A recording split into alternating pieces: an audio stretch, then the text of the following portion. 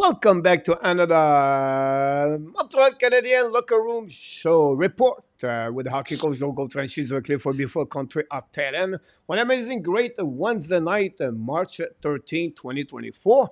And with me tonight for Augsbury back on the ice with the Hockey Nation, Mr. Marko Larabi, and from Toronto and the Caveman, the legend, Mr. Enortap, is back with us tonight. Good evening, gentlemen, and Hockey Nation. Marko, how we doing? Are you over that food poisoning stint? I think so. Yeah, I'm still investigating. I'm not sure. I suspect it might have been Luc, Zef Le Cave, or maybe Luciano sent me a mysterious cake, and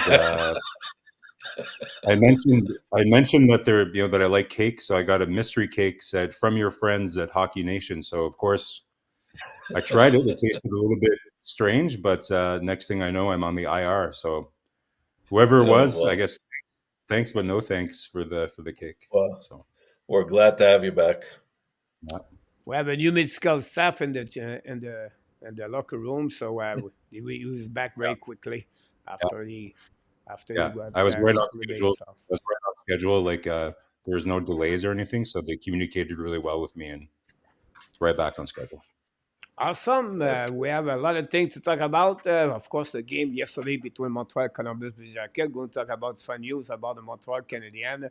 We're going to overview what's going on for the remaining of the 17th game for the Montreal also.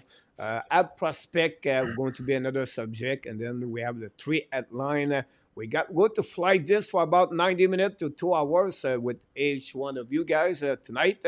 And of course, if you have any question in the chat, don't hesitate to ask questions. Going to give you the best answer we know about the fun update for the Montreal Canadiens. That's what we're going to talk about this tonight. The subject of the evening is a prime show in Montreal last night. Also, Sakiskirwa score. And Ray Barker maybe come back with the Montreal Canadiens very soon. We'll see. And then we have the Prim Show development, my video of the day. So a bit what the reason we talk about this tonight. And then we have to give a NASCAR for Mr. Enortap with this video. The drama between Uri Sokoski and Mike Madison. That video crossed the 9,500 viewers in the last 48 hours. So, Mr. Enortap, you nailed it with your headlines Sunday night at the weekly recap between me and you at that night. So, congratulations, Mr. Enortap. It's all because of you. So, thank you so much again. We have a couple of people in the chat. I'm going to flip this around before we start everything we need to talk about. Mr. Zev Le Cave already in the house. What you had is coming very soon. And here we go again. One more time. Prepared this time. It is what it is, but we're going to get Shave there. a little bit off the top, on the side. Nothing you can do about this. There you go. We turn around this very quickly. That's great to see that. Mr. Gogol, salut mon Gogol, back in the house. Primeau was very impressive last night from Gogol account. Great, more agree with you about that. Mr. Rick Bengal is in the house tonight. Welcome back, Rick. The Laval Rocket play, I believe, at this moment at home. And I don't know the score. Anybody know the score? I did not look at all. It was 4-0 when I stopped. For Laval? Yeah. They play against the Islanders. I think it's one of the worst team in the American Canadian. I was a couple of points behind the spot number 5, right? They have to be in the top 5 in the division, and they still have to play at least 5 more times with the Belleville Senator. We know two teams does not like each other, so not at all. Those games are very. I had the opportunity to watch the Islanders. Some people have talked about Montreal maybe going after William Dufour, who plays hard pass. Don't think he's going to be an NHLer. I've watched him a couple times this year. Not somebody that I would go after. Talking about Dufour, who scored for Laval tonight? Anybody knows? Yeah, there is. For forwards, it was Farrell and Anderson, and then there's two defensemen. I think Kobe Bisson and who's the other French? Galipo. Calipo. There we go. Yeah. Awesome to hear that. That's awesome. We have Mr. Sebastien is in the house. Sebastien, welcome back. Thank you so much, everybody. Don't forget to click on the like. That'd be awesome. Always a pleasure to have Mr. Sebastien with us. Luciano Graziano, the moderator from Toronto, York, is in the house tonight. Welcome back. And Mr. Randy Walkman is in the house. Mr. Randy is Randy. from Alberta, big fan of the Flame. He's too busy to pop up here. He's too busy with the Flame right now. And the last couple of days, the team have a lot of things going on with that team. It's a roller coaster with the Flame. After they trade a couple of players, they did well, and then after that, they start to go back where they are. On the road, it's not the same thing for them. They have a difficult time on the road. Not happening, Randy. For you with is Mark in the house tonight. Welcome back for you. He is on the couple of days before he's going to Thailand for 1 month, I believe, for you.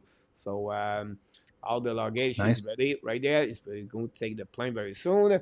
For you, welcome back. We didn't see you last night, I believe, during the show of the Montreal Canadiens game. Sebastien continues talking about Montreal, what they need. Another moderator from Utah watching the Los Angeles Kings losing right now with the Blues with the old jersey. The Al McInnes jersey or the Brett Hall jersey of the Blues.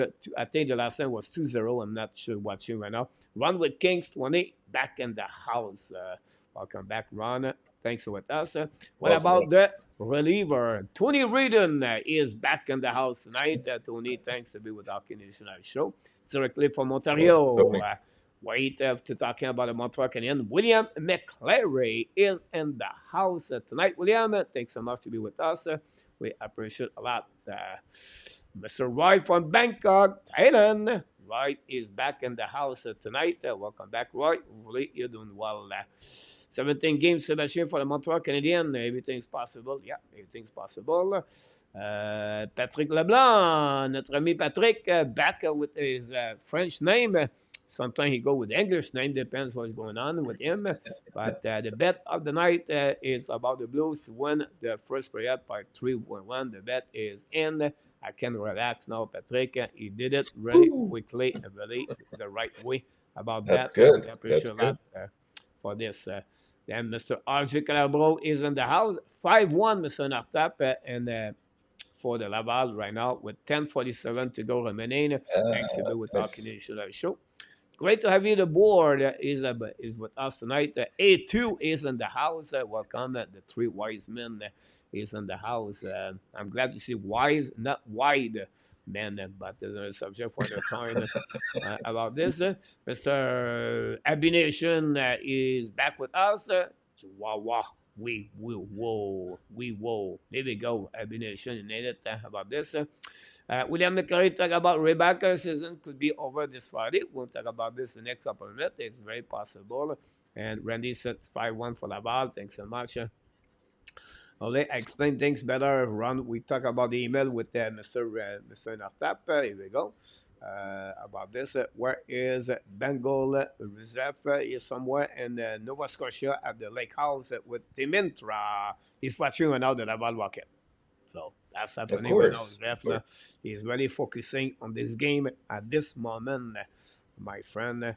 And we got Marko Delano knock the door tonight. Marko Delano from California through Austin or Nashville, depends where he's going to be around. Today I met the daughter of Sergei Makarov, Mr. Enortap. Oh, wow, that's awesome. Sergei That's so Makarov, about that. Nice. For Michael with KLS, what's going on with the Detroit Red Wings? Not looking good right now. The last six game, I believe, for that. No, but any idea how great that is? Sergei Makarov. Remember Sergei Makarov with Larionov, Karmalov. Absolutely. Is it Karmalov or Karlamov? Karlamov. Yeah, rookie of the year, coach, when he was 32 or something like that. Like when he played for, I think he broke. Yeah, he broke in. I think he's playing with Calgary. I think, right, as a rookie, Makarov. I don't think so. I mean, can't you could be remember, right. but I'm not. I yeah, can't say for I'm not sure certain, but if I he was thought the rookie of the year. I he think he was. He won was. rookie. Yeah. Yeah, he won. He won the Calder Trophy. I don't know if he was 30 yet, but it was pretty close. Well, he was He must 30, be one yeah. of the. He must have been one of the oldest guys to ever win the He Calder Yeah. started Trophy. at 31 years old with Calgary, and he won the Yeah, trophy Calder that year with Calgary. That's with Calgary. And he played Was with it two other Calgary? teams. Who are they? I'm going to say San Jose and New Jersey. San Yeah. Jose, you're right. Mr. Enortap, one more. And I'm not sure. It's not New Jersey. It wasn't Detroit? Unfortunately, he played only 4 games, so maybe you not remember him a lot. But Yeah. he played I don't 4 games remember with Dallas Star, Mr. Enortap. Oh, Dallas. Okay. Yeah. Wow. And when he played with San Jose, the number 42 was he cannot use the number 42. It was the number 24. And didn't they afterwards change the qualifications, I guess, for Rookie of the Year in terms of age and entry level? Yeah, I think so. So That's what, that was the Makarov rule. yeah. Now it's called the Michael Bunting rule. Yeah. I tried to look in about the trade they make. It was trade for the Victor Kozlov, Eveli Wow. Peltonen. Russian on Russian. That's right. Yeah. That was a Hey, really sounds like underrated a good player. movie. Kozlov, yeah, Russian on Russian. Could be a different kind of movie.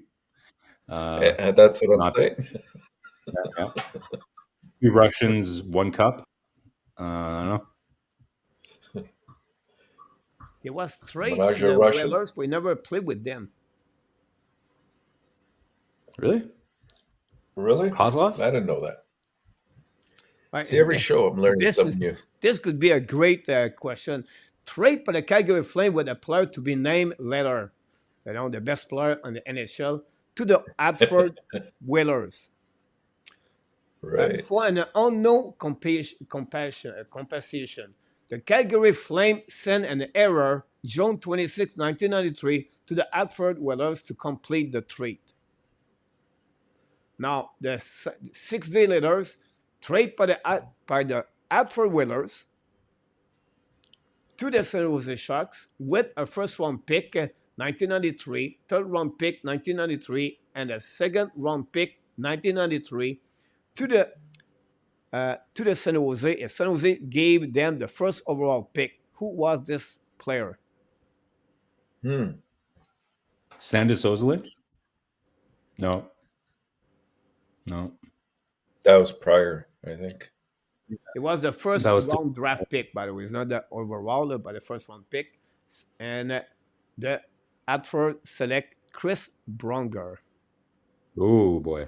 Oh, wow. Okay. Wow. So we have to go Interesting. back in that time, ladies and gentlemen. But it was a great Time talk about on this Thanks one. for sidetracking us there, Michael. For that, everything started with Michael. With Marko. Marko said they make the Makarov rules about Yeah. this. Prior to that, it was also Peter Stashny. It's one about this. Change the rule after Makarov for Patrick. And then the Blues signed Kazel and Snake Cup, Luciano, Florida. Yep, there was Marko with the Flame. And yes, he was the rookie of the year with the team. Confirmed. There we go. Then we have RJ. Patrick Leblanc talk about Krutov, Larionov, and Makarov. The Sounds odds. delicious. Sounds Krutov. Isn't that something you put in your? It's like Russian stuff that you put on your salad. Maybe I don't know. Sounds delicious though. Krutov, Crouton. That's croutons. Ah, okay. That was the Russian version of. It was not Karlamov. What was the line? Karlamov? It was Karlamov, Larionov, Makarov. That was so. I think not He may have the been earlier. NHL. I think they played. I a game think I'm against right the- with Larionov and Karlamov, but For the game they played against the Habs on New Year's Eve, I Yeah. think that's who was on the line. Yeah, yeah. Well, 1932 was that line too, no? So yeah, I think 77, I so. think, Yeah. yeah. Randy talk about this. By the way, again, I don't know. That came back a set. Here we go. Patrick Leblanc now back. Patrick LeWhite, he said, brown girl, Russian women are pretty. I could get into, I guess, Panthers down 3-0, 1-4-3 last night. Yeah, I'm sorry about this. 6 minutes to go, 5-1. I was going to make a joke about that, but I did not. Kalamov for Zep. No, the KLM line. Krutov, Larionov, and Makarov. That's right. The KLM It's line. I the think it's Red Army. Karlamov, not Krutov. No, I think Karlamov was before that, coach. Yeah, I think so. It's a little bit before. I was born in 74, so it's a bit before. He goes all the way back to the 72 series. Yeah. Yeah. It was Makarov, Krutov, and Larionov, 1980s. Yeah. Yeah. Yeah, and then Kalamov was before that. But we do digress. Interesting. We're going to have to name the name of the podcast soon. Kalamov, that's it, Abination. I'm glad you guys had fun job, Okay, Nation coach. The Russian that did not play was the oldest, I think, Abination. For that, Ken Line was prominent in the 1987 Canadian Cup. William McClary Krutov is he liked the chocolate and this with Fitzizov and Karsatonov for I think we're ready to move on.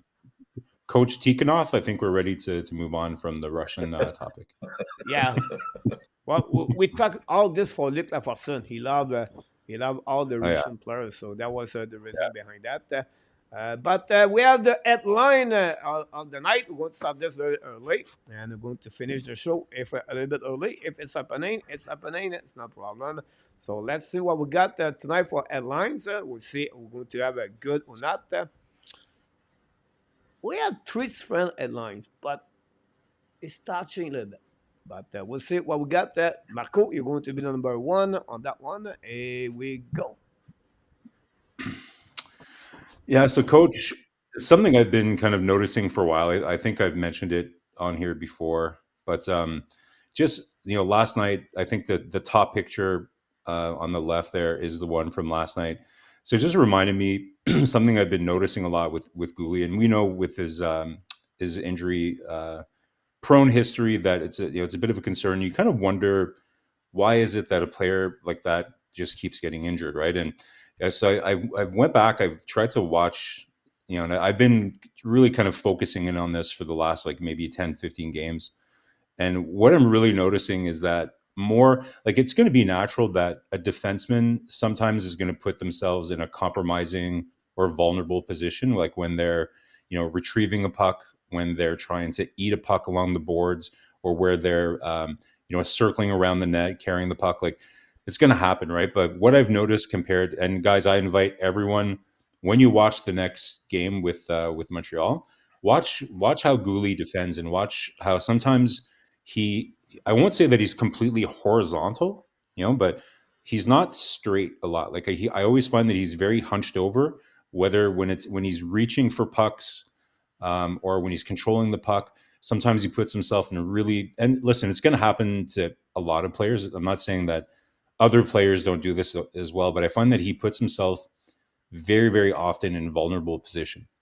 So something that I'm a little concerned about, if he's going to be somebody that's going to play a lot of top minutes, he really needs to, it's kind of like what we talked about with Slavkovsky last year about his awareness and being able to absorb hits and things like that.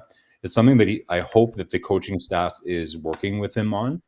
I'm sure some people will mention, well, it's probably happening because he's playing on the right. It's not his natural side, and you're probably right. Like it's probably something that happens a little bit more frequently because he's not on his left side.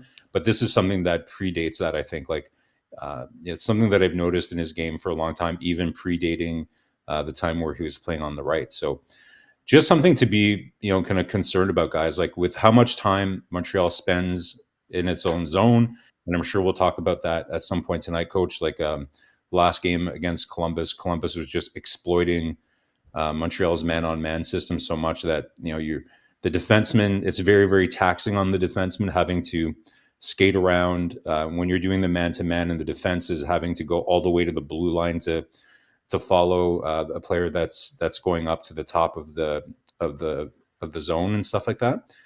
He just needs to be more economical, a little bit more careful.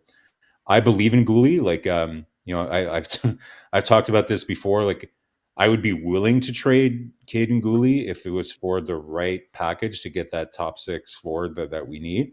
I'm not saying that I feel that way just because of this, but it's one element that concerns me about his game. The leaving himself a little bit vulnerable in these cases, and potentially kind of ending up injured more often than we would like. And I think overall his puck touches, his like when he's going back to regroup, and his he's not handling it as quickly as I'd like. So I'm curious if you guys are seeing the same thing. Like in particular, he's reaching a lot, putting himself in awkward positions, or along the boards, especially just not really protecting himself very well. Like, are you guys noticing that? Have you guys heard, or coach, like, is there something that they could be doing to coach him to be a little bit more cautious and to be a little more straight when he's kind of defending? Like, curious what you guys think about this one. Enortap, you go. Yeah, I was just gonna say I have noticed that with Gouli. I think it's something that needs to be addressed in terms of even the way he takes hits. I think that's something that is very few times is talked about.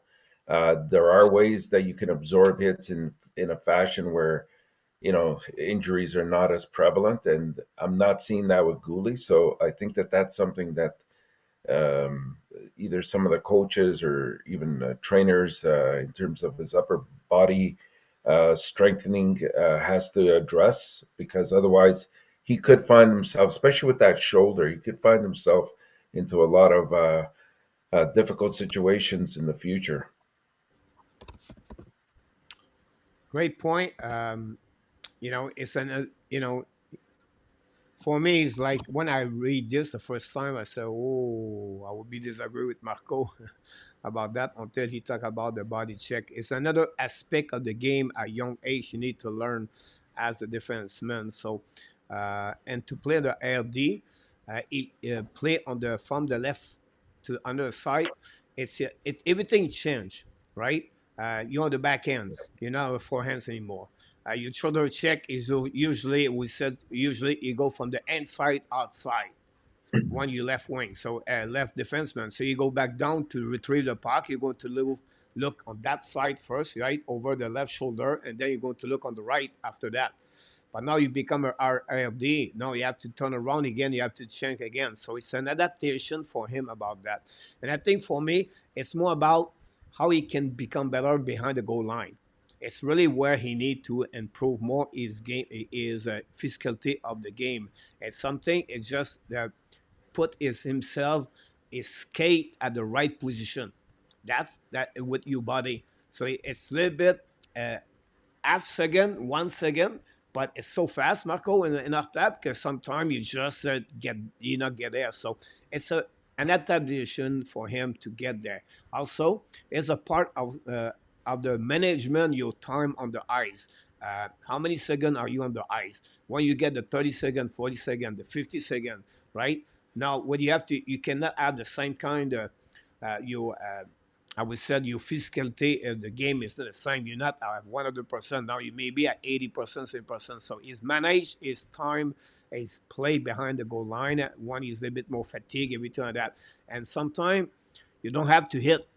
You don't have to the guy to try to get the hit. You just put your stick at the right position and just bring the guy on the wall, close the hit, and that's all. Put the guy out of the puck, and then you have another one pick up the puck.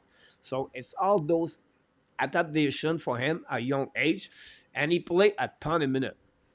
for 22 years old, and he play guys against the opponent, the best players on the ice constantly every night. Whatever is Yeah. Toronto Matthews, Carolina with Owl, Florida with Barkov, it's not matter. He always there. So it's a part of his development. It's about his progression, his improvement. But it's a great point to talk about this. Is I think it's looking about the details of the game, right? It's easy to see the highlights of the game or to see how you see the great pass and then the goal and that's it. But when you watch the details of the game, that's a good comments about to see how Cooley can improve. The only I'll be disagree with you, Marco, is I would not trade Cooley at all. I don't see any defenseman better to Cayden Primeau right now with the Montreal Canadiens. I don't see So that. And at long term, I don't Yet. see anybody yet. Now you can talk about Hudson, Rebecca, Mayu, those kind of players we do not see yet performing in the NHL. We don't know yet how they're going to become. But if you look about already, we see Coley, Jekai, Harris, um, those kind of young players they have right now. And when they came last season, I think for me, it's really Coley is the best. And who can play the 23-minute, 24-minute per night? I don't see any player right now for the Montreal Canadiens. It would be more like I would be worried Marco he could become like like a first pairing, but it could become a 1B first pairing, like the goaltender 1A, 1B. Yeah. That would be my concern about that. Now, they trade Romanov, Marco, and Enortap because they knew they can get Coley under behind Romanov. So I disagree when you trade him at this moment or right now. But if you have someone really better uh, and he can take those kind of minutes, but he will if you need to add a good top six forward, at minimum a top five, in my opinion, maybe top four. But it could be that one could be sacrificed. But right now, I would not taking 1 minute to trade Caden Coley. okay, so let me reiterate here, right? So so again, I agree with everything you said. Like, obviously he's playing top minutes, playing on his wrong side and everything else, right? I invite you to again carefully watch.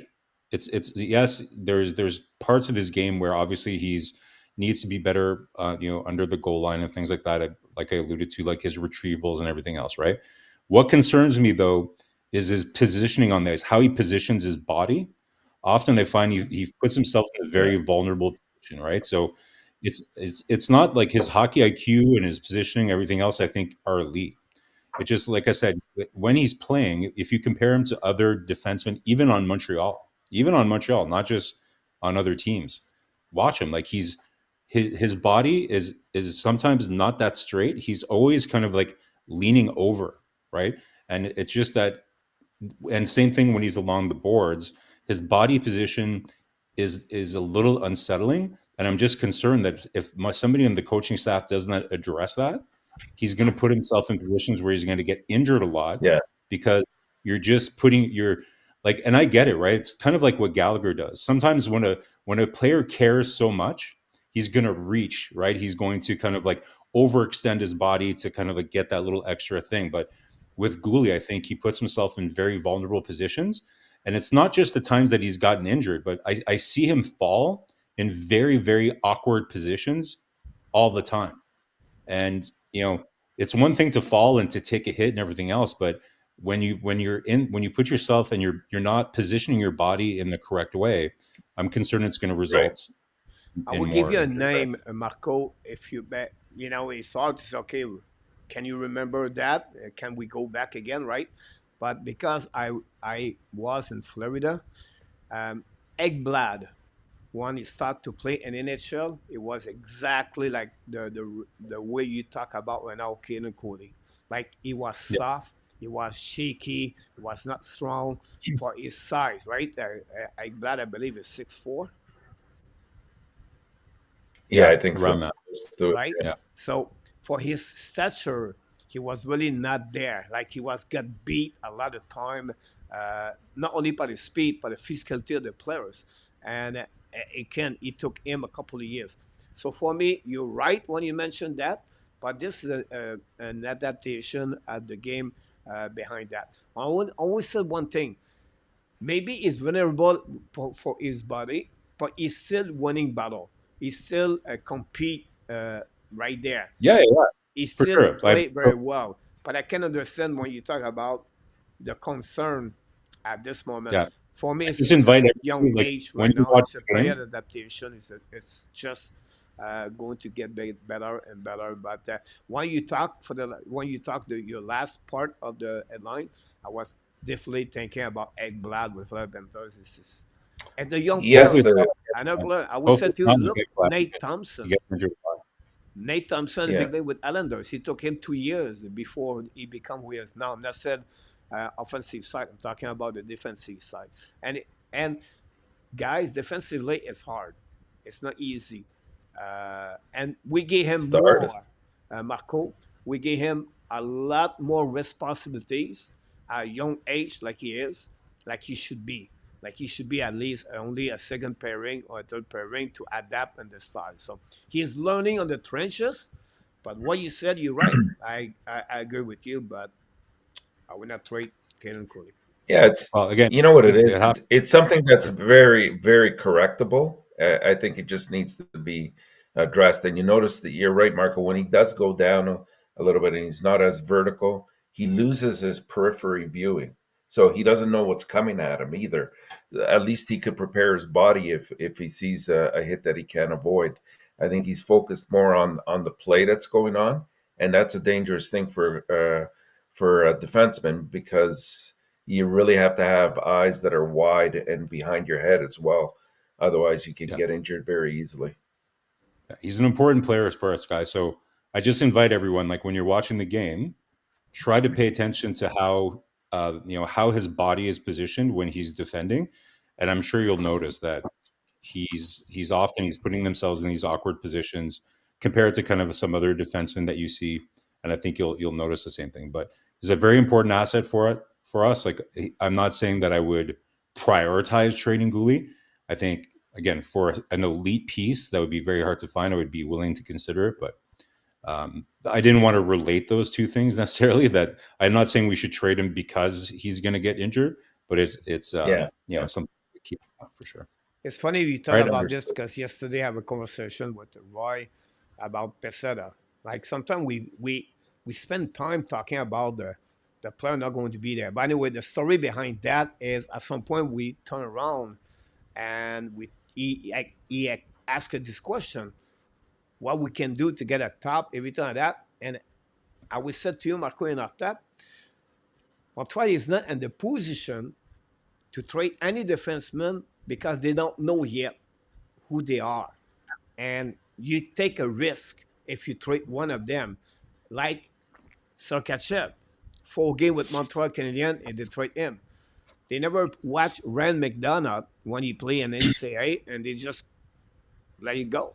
So sometime I would say to you, I think Montreal Canadiens are 1 year, at least 1 year, to evaluate the Jekai, the Coley, the Iris, everybody else, to know exactly if they can trade or not with the back is coming behind them, the Hudson, the Engstrom, and everybody else. So I will not trade. I will not do any trade right now with the tops. At least if they really know, and again, me, I don't think so. They know, but if they believe they know exactly who they can become, and again, also depend who you get in return, right? It's Oh, yeah, exactly. you know what I mean. That's another story behind that.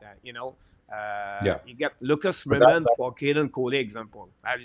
Again, yeah, you have to think about this too. But overall, and yeah. great that's comments, a both. lot of great comments in the chat. By the way, William and for you A2, and then Alan Barnes talk about the welcome. Alan Barnes talk about the ladies play tonight, I believe, Montreal. But yeah, anything you want to add before we move on? I just want to say, Coach, that cuts both ways, right? Yes, Montreal wants to have more time to evaluate to make sure that they're picking the right horses, right? But you might have an asset that is really high in value, but then if let's say they don't develop at the rate and then the entire league can see that they're not developing at the same rate, you might lose out on the appreciation of that asset, right? So it can cut both ways. You can sit on an asset too long and you can sometimes get rid of an asset too quick. So one thing we have to realize is that the Habs management team has way much more information about the players' development than we do, because we're not, even though we try to see clips of them and everything, they have a lot more data. So hopefully no team in the NHL knows more about the Habs prospects than the Habs management team, right? So we hope that they can evaluate talent the right way. I'm not sure if I agree that they have to, like, I think they're going to have to change something this summer. Like I could definitely see them moving a defenseman like a Harris or somebody like that this summer, but only time will tell, coach. Yep. I'm reading a lot of the comments. I'll be disagree with you. A2. A2 said Jakai play better at Cooley. I think Jack Guy's game it can be like, it can be flashier than Gooley for sure. Like I find like sometimes like when Jack Guy does rush the puck or he shoots, and obviously his physical play, he can. But I think Gooley certainly does the little things a lot more consistently than Jack Guy does. But I'll say, like, Jack Guy, like a great example of what I was talking about, and they mentioned it on the broadcast on RDS. So right after, see that hit in the top picture of this one where Gooley is being smushed by the Columbus player. Later in the game, a guy came in to try to hit Jack Guy from behind, and Jack Guy was standing up straight and like reverse, like did the Forsberg reverse hit on him, right? So in some ways, Jack Guy is more mature and more kind of steady than Gooley is physically, right? But you can't really compare the scope of the game that Gooley has versus Jack Guy, right? Like Gooley, Yeah, that's what I I don't. was going to say. Like it's you Yeah, cannot compare right now. For me, I Different. would not. You cannot, because you play Matthews versus you play, David Camp or whatever it is. So it's hard to compare about that. To say this guy play better that one, because you have to always thinking about opening players. And sometimes I was thinking, is it David Savard make Jacky better, or is I don't it know about Mike that. Madison make Caden Cody better? Right? I Yeah, a Sometimes don't. lot of chemistry between two players make a duo better. Remember, like I would say B3 with Edmondson, if I can recall it, and Weber with Sharia, with Weber. Yeah, right? I think it was Weber with So, Petrie. Markov, and Markov, and I Markov and don't want Konatar. to discredit Jekai a lot, but every time someone play with Sabah, that player play better. Last year, Sabah with Cooley, it was a great duo during the season. And this is what Savard bring on the table for the Montreal Canadiens, right? How many block shot yesterday? 20? No, A was lot. it that high? Yeah, Who, Savard? 7 I yeah. don't I think. yesterday? don't think No, he 7. I didn't have think it 20. was 7. Yeah, 7, somewhere around there. Yeah. Yeah, Yeah, 7 block Yeah. shot. Uh, now, when I said 20, it's including, tip the puck in the corner, or the puck go to left and right, everything like that. It was involved with that 20 situation about that. And then for you said that I would trade Zegras for Cooley. Interesting I don't about that. know. Yeah. I Wally wouldn't. Snyder is in the house, ladies and gentlemen. Wally Snyder, champion of the championship at Colorado. Thanks so much about this one. Coach, If you think Wally would be, I'm sorry. since you threw out the whole thing about, you know, Gooley plays against more top players and Jack Eye doesn't. I don't know if you remember the Florida game, right? But St. Louis put Jack Eye and Savard out against Kachuk in that game. And I think that was probably the game Yeah, where did a good job. Jack Eye probably played his highest minutes of the season in that game.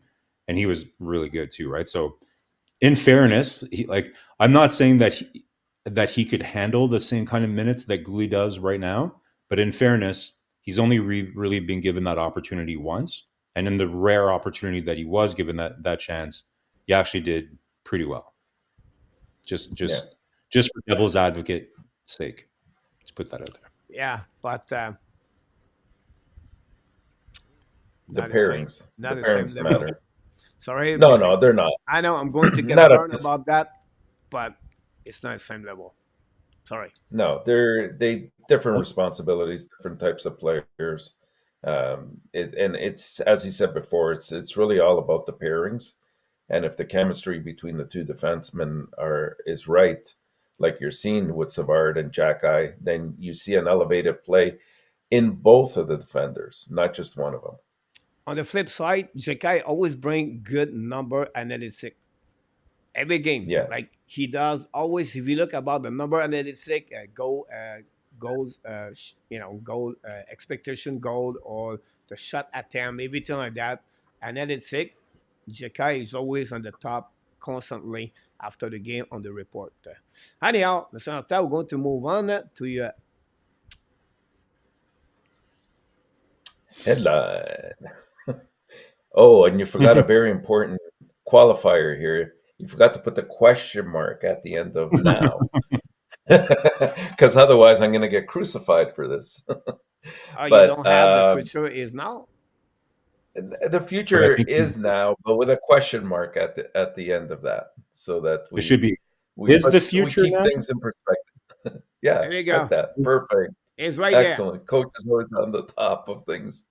Yeah. So you know what? I really just thought I'd throw a little bit of pepper and spices and paprika into the whole stew here and see where it goes with this. It's not necessarily a reflection of where I'm at with my thoughts on this, but some observations that come up. And the one thing I'm noticing this year is that, like the Canadiens, they continue to put in solid efforts, and the results when they're playing other teams, especially as we're getting closer to the end of the year. And not the same thing can be said for many other teams that are in similar situations. I mean, you don't have to look much further than right now teams like the Penguins and Ottawa and San Jose, who seem to have been throwing in the towel and are not as competitive as Montreal has been over the last little while. And pretty much the whole year. Yeah, have there been a few games, a handful of games where they've been blown out and they really show up a particular period or two? Yes, there has been. But for the most part, I'm observing that they remain persistent and they remain dedicated to the overall goal, which is to be competitive and to move forward from that. Like we look at, the hole in the Canadiens roster, as I think it's been clearly identified this year. It's offensive lines 2, 3, and 4, right? Where the club has troubles right now, and I think that this is where Hughes' most important work remains. On the first line, of course, with Suzuki and Caulfield and Slafkovsky, right now they're running an impressive 60-plus goals expected. They're also improving offensively, with Suzuki now flirting with a point per game pace. And it'll be interesting to see if he reaches that for this year. That would be a very nice milestone for him to set for himself if he hasn't already, and see if he can obtain it. And I remain optimistic that he will for this year. The defenders, if we look at that, they're not an issue in terms of offense as well. Like the crew together, I think are right now ranked third highest total in the NHL, behind only Colorado, and I believe Calgary is now in second in terms of contributions offensively, especially with goals. So that's also a positive on their end. So like looking at forwards, let's say 4 through to 12, the Canadiens, it's bad. Montreal has the worst goal totals in the entire league. And it's next season that the team, I think, needs to and will likely improve, at least in this category, and maybe hopefully end up at least in the middle ground of the NHL in that category. I think it'll make a big difference once you get somebody like Kirby Dach back into the fold. Newhook was injured for quite a while. If perhaps Joshua Roy stays at that spot, then you may have launched your second line. I'm not saying that will be it, but because a lot of things can happen along the way, and I still think that maybe somebody like Kirby Dach is better suited on the third line, just to add a little bit more depth to that. but he's been doing very well, and I've enjoyed where he's taken helped take the team so far. Kirby Dach on the third line. No, sorry, I meant Alex Newhook. My mistake. Thanks. You had alongside all of this, you had hopes for the future uh, through, prospects that they've acquired to date. Somebody like, the first name that comes to mind for me is somebody like an Owen Beck, who's been absolutely heated up in Saginaw. I think he's going to be a solid, smart defensive type of center. Ever since he went to the Spirit, he's been on a great pace. I think he's got he's gone 12 games. He's got 24 points in his last 12 games, and he's currently on a 14-point streak as well. So that's quite impressive. Again, how does that translate to the NHL?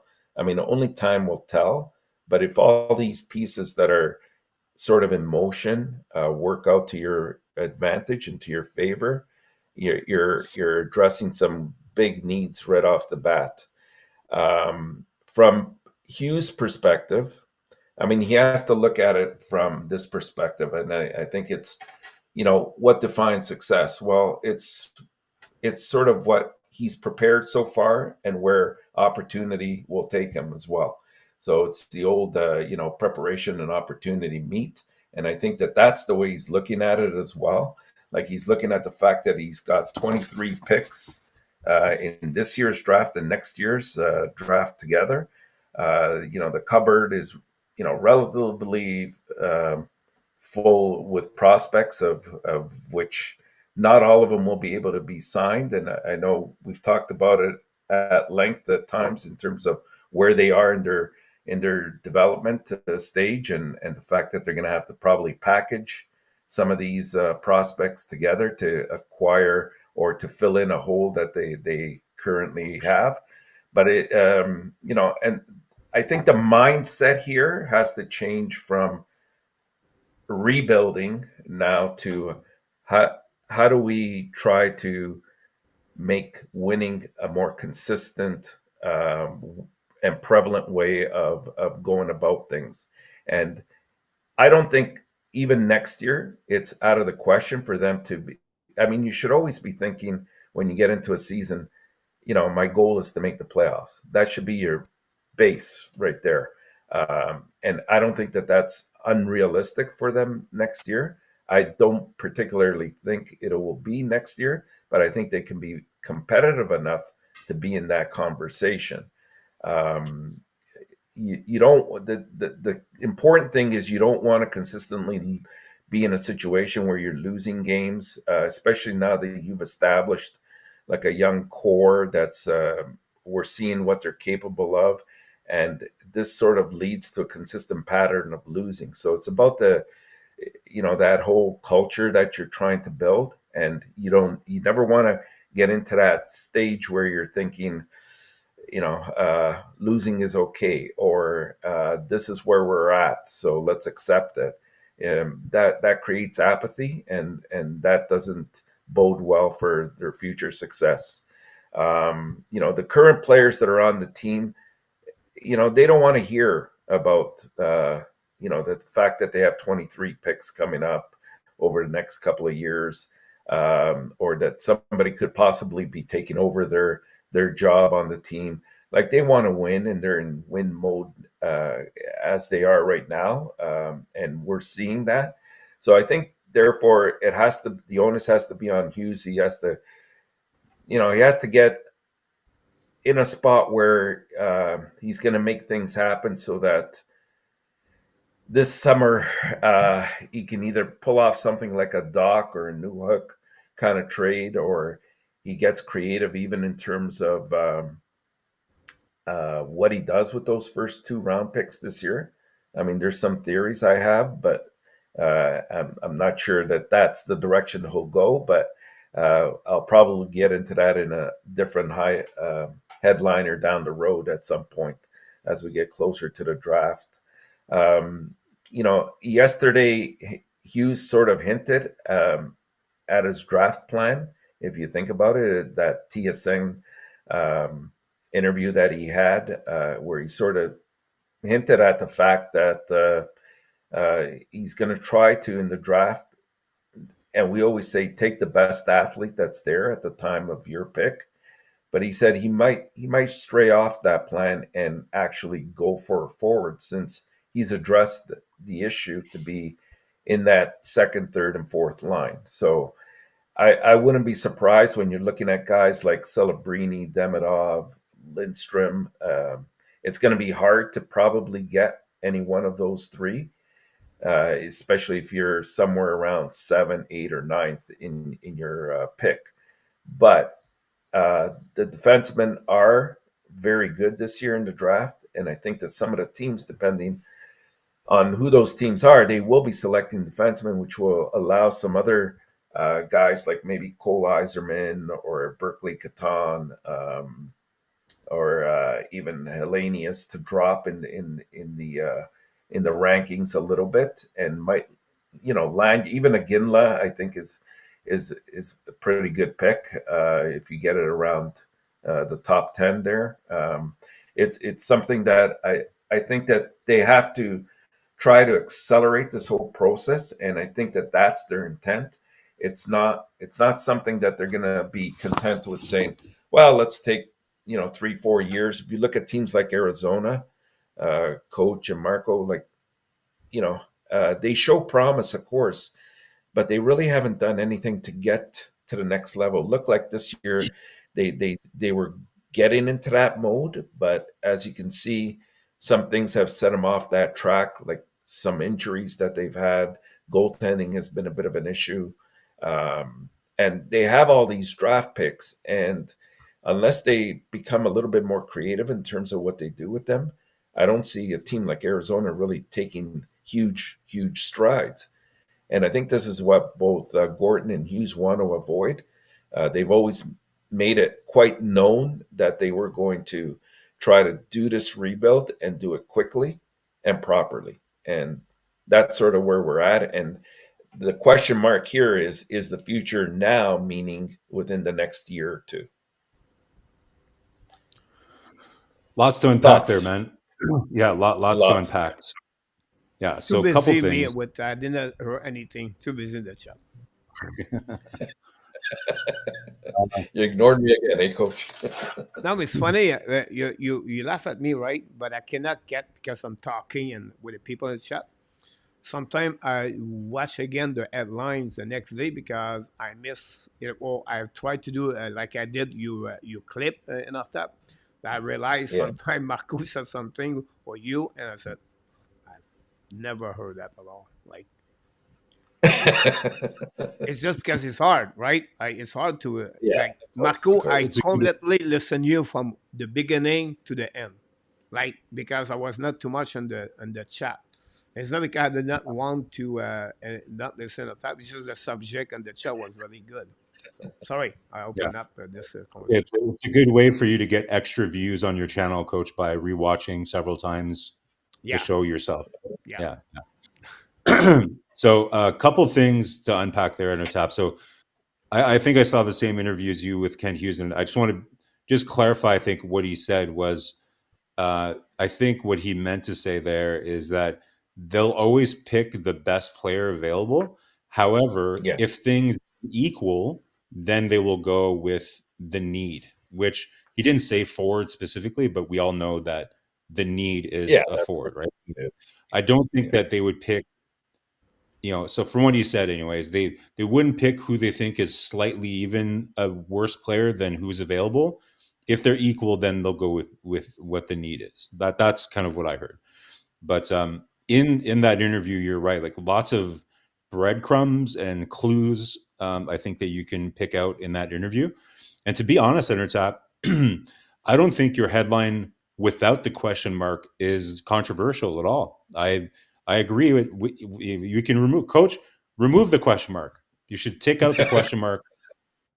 Okay. And then if you disagree, there you go. And I execute. That's it. That's all. You ask, I'll do it. Yeah. But maybe when it's your turn, you might disagree and you might want to put it back. But that's while I'm talking, I don't want the question mark there Again, because yeah. I'll leave it up to you. It's your show. Put an It's your exclamation show. mark. Yeah. For me, you can put an exclamation mark. Actually, that's a good idea. But guys, you've heard me talk about this for the last several weeks, right? I really believe this. There's two phases, right? There's the asset collection phase, and then there's the roster construction phase, right? So I strongly believe that this at the draft here is the end, or probably even at this trade deadline, in my opinion, should be the end of the asset collection phase. And now we're at this stage where we have these assets, and now we have to start to build a roster. Now, the big disadvantage, though, for Kent Hughes and Gordon this year is with the injury to Doc and the injury to Newhook for a lot of part of the year. Unfortunately, they weren't really able to evaluate the team that they have as well as they would have liked, and that's a huge disadvantage. But I don't think they're going to let that slow them down.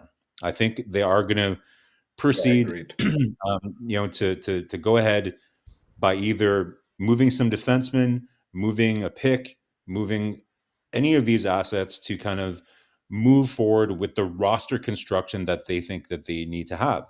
Now, we can all look at the team, and some people might have different opinions of what the roster needs. Just looking at the chat, at the chat, different people think different things.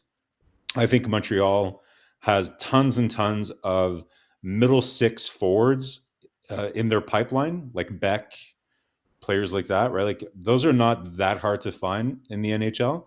What's really hard to find is elite talent. So they need to, we don't currently have that in the pipeline.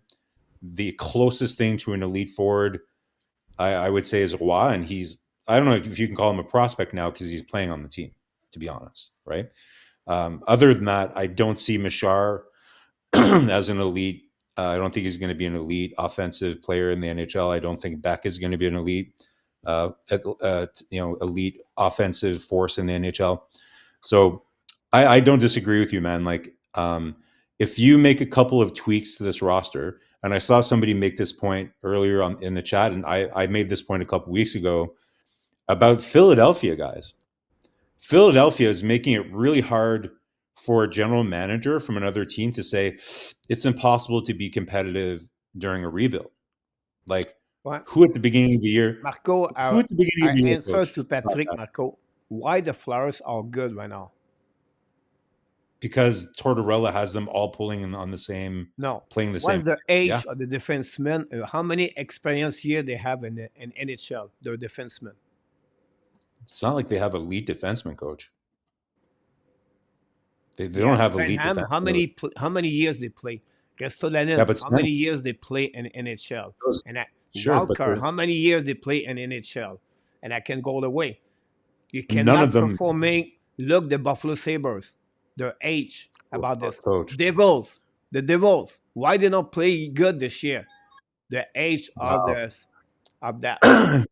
I can't. So, coach, Walker and Ristolainen, yes, they might have more games played in the NHL, but none of those guys should be playing in top pairs in the NHL. Philly was trying to trade Sanheim before in the summer, but he started playing better, right? So yes, they have a little bit more experience in the NHL, but Matheson and Savard have as much experience, and I would probably take Matheson and Savard over Sanheim and whoever that other than Walker. Like, yes, they have a decent decor, but coach, let's be honest. The reason, Sean Couturier is probably the one reason why that they're making the playoffs this year compared to last year. Like, and they have a healthy roster, right? Konechny played more games, and they have who's the other guy that came from Columbus? I always forget his name. Right winger, played for Columbus all those years. Plays for Philly, right? Atkinson, yeah. So Atkinson, Couturier come back, and all their young players take another step. They have Tippett that takes another step.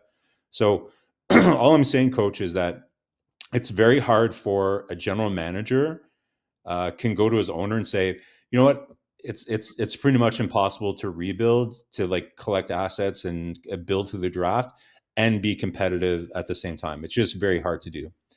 it's like Tortorella and Briere are kind of making that a very hard argument. And it's not like they have elite goaltending either, coach. Like they had decent goaltending. It's just a really solid team play, right? So I think with the roster that Montreal has, we looked at the top 9 that they have, even without making a big move this summer. If you add Doc and you have a Waugh now that's in this top 9, you're not that far off. You're not that far off No, no, and from, that from that was the point. I think that pretty yeah, much they could have that second line going, and how they draft that forward this year. If it happens to be somebody, if you should be fortunate, get somebody like Lindstrom, even Catan, I think that they can start playing right away. They're that I think, talented, I think, for the team. So yeah, it's the middle lines, and I think you have enough from those prospects, which are not, as you mentioned earlier, Marco, they're not elite right now. I mean, anything can happen. Any one of them can always jump out at some point and really accelerate you their have own fun. development. But for the most You part, don't that's not the case. But you don't need them, right? Like you can fill those well, spots. It's about roles you already that have they those play. guys. Like you're not getting rid of Anderson or Gallagher or Armia, right? And Dvorak. Like that's who your middle 6 is right now. Like you can't move those guys. So it's really, I think once you move those guys into your bottom 6, you know, then that's a pretty Yeah. decent bottom. If you have Dvorak, Gallagher, Anderson, in your bottom 6, okay. As long as they go Yeah. nowhere near your top 6, I think you're And going to be okay. And you're gonna create some space as well because you're losing a couple players this year, uh, and also the cap is going up, so there's a couple more ingredients to add into that stew that we were talking about earlier. So it's something that I think is very addressable as they move on. All right, coach, you can put your question mark back now. Or no exclamation mark. No, he's not going to agree with us. Yeah, he doesn't agree. I disagree with both of you. Of course, Montreal cannot do. I spent 1 hour with Roy last night about that. Montreal can are not right now ready to become that team. They have What too team? much Wait, let's dead clarify wood that. What this team, summer. coach? What team? What are you talking about? Like in terms of what's your anticipation? Because I'm just talking about them being competitive, very Competitive competitive, playoffs. to challenge for a playoff spot. They might not necessarily make it next year. As a matter of fact, I would say they probably won't, Yeah. but they should be in that conversation. So you have Kirby Dak next year in the lineup, right? Right? Yeah. Alex Newhook, Joshua Roy on the second line, Sakasi Caulfield, then keep your 6 defensemen you have, and maybe remove Harris, and then put Ray Barker, an example of one defenseman rookie with that part of there. You still have Primo and Montembeau together. Put this together, right? Montreal are going Yeah. to jump in from 73 points to approximately 80 points, 82-point max with the lineup they have with the roster. Now, you want to bring a forward, whatever is on the top 6 right now, and to improve them. They still have in the lineup for next year, all right? Savard, Armia, Dvorak, Jake Evan, Michael Pesera, Jesse Alonen, Kovacevic, Whoa, whoa, and whoa, whoa, whoa, whoa, whoa, whoa, whoa. So you can stop after you said Savard, Matheson, Evans, but let's be honest, coach. Like Pizzetta is not, it's not like they can't move from Pizzetta if they don't want to. It's not like they can't move on from Kovacevic no, want but to, right? they part of the under contract and what they have. But they can, So they can But put they they you're can can going to trade him. have Marco 30% at least, maybe more, and the lineup of what they not produce with the Montreal Canadiens. You are stuck with them for 1 more year. So you okay. can remove your 4 line, Pesada Yeah. and Alonen, right? But you're still stuck with not great performer to make that team Okay. better. Well, To go let me there, push back. Let me push back on that. Let me push back on that point. So the players that you're saying haven't been productive, let's call them by name, mostly Anderson and Gallagher and Evans, right? they have been playing, unfortunately, because of injuries to, and you didn't mention Dvorak either, right? So Dvorak and Doc, who are your second and third line centers, have been injured for most of the season. So Evans, again, like if we get 25 points from Jake Evans as your fourth line center, perfect. Even 20 points, it's not a huge deal. He You know, will like not so. get 25 points. Is exactly what RHP. Why RHP does not perform this year, Marco? Well, he's been injured. Well, he's been injured a lot. Yeah. Yeah. No. Why he doesn't have the same kind of number of point? Well, you don't, coach. You don't need your fourth line to have that many No, points. because it's Why don't we? it's easy, Marco. He does Yeah. not play on the top six. He does not play on power play anymore. How So many points are you expecting take your Jake fourth line? Evans minute he has right now on the top and bring back down.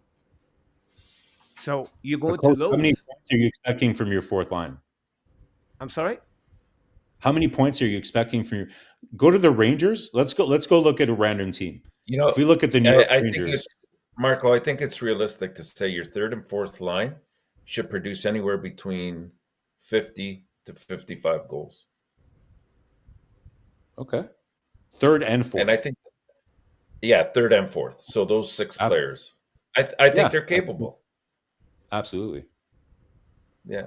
Yeah, because again, you're like, to me, what's really been disproportionate is that many times during the year you've had Anderson on the top line, shouldn't be there, right? Eating up a spot on that top line. And again, you have Evans at some points as your second line center after when Monahan was injured and he was playing on the wing with Monahan. Like, it's been a mess, right? But if you put legitimate top six forwards in that top six and they produce at the rate that we think they will, and then players that will be in the better chair, like St. Louis likes to say, like in the third and fourth line, coach, I think, again, are they guaranteed? Do we expect that they will make the playoffs? No. And you raise Montembeault and Primeau as a huge question mark, but coach, look at the goaltending across the NHL. There's only a handful of teams that have clear number one goaltenders in the NHL. Like, so to me, that's not a huge issue. Like, goaltending has not been an issue for Montreal this year. Whatever you have your lineup, whatever you put all together, mix up this, the roster 24, 25. How many points do you expect Montreal to do next year? I think, to be in that playoff contention, you'd expect between 85, 90 points. How many points do you expect Montreal get next season? That's what I said. 85 points. 85 points? 85 to 90 points. Like, I think that gets them in a position where they're close to fighting. Like, because I think to make the playoffs in the Eastern Conference, you need to be above 95, 97 points, right? Yeah, for sure. 95 to 97 is going to get you into the playoffs. So if they're fighting for a spot, if they're between 85 and 90, then that puts them right in that pocket of being competitive. Well, they're currently at 60 points, right? With about 15, 16 games 17. to go. Yeah, 17. So, I mean, it's not unrealistic to say they could hit 70 this year. They will. I think they will should. Get 70. Okay. But if you recall at the beginning of the year, I had made the prediction, I think with the roster that they had healthy, they should have hit about 80. So really that should be the baseline. So now we're saying, can they get from 80 to about 95?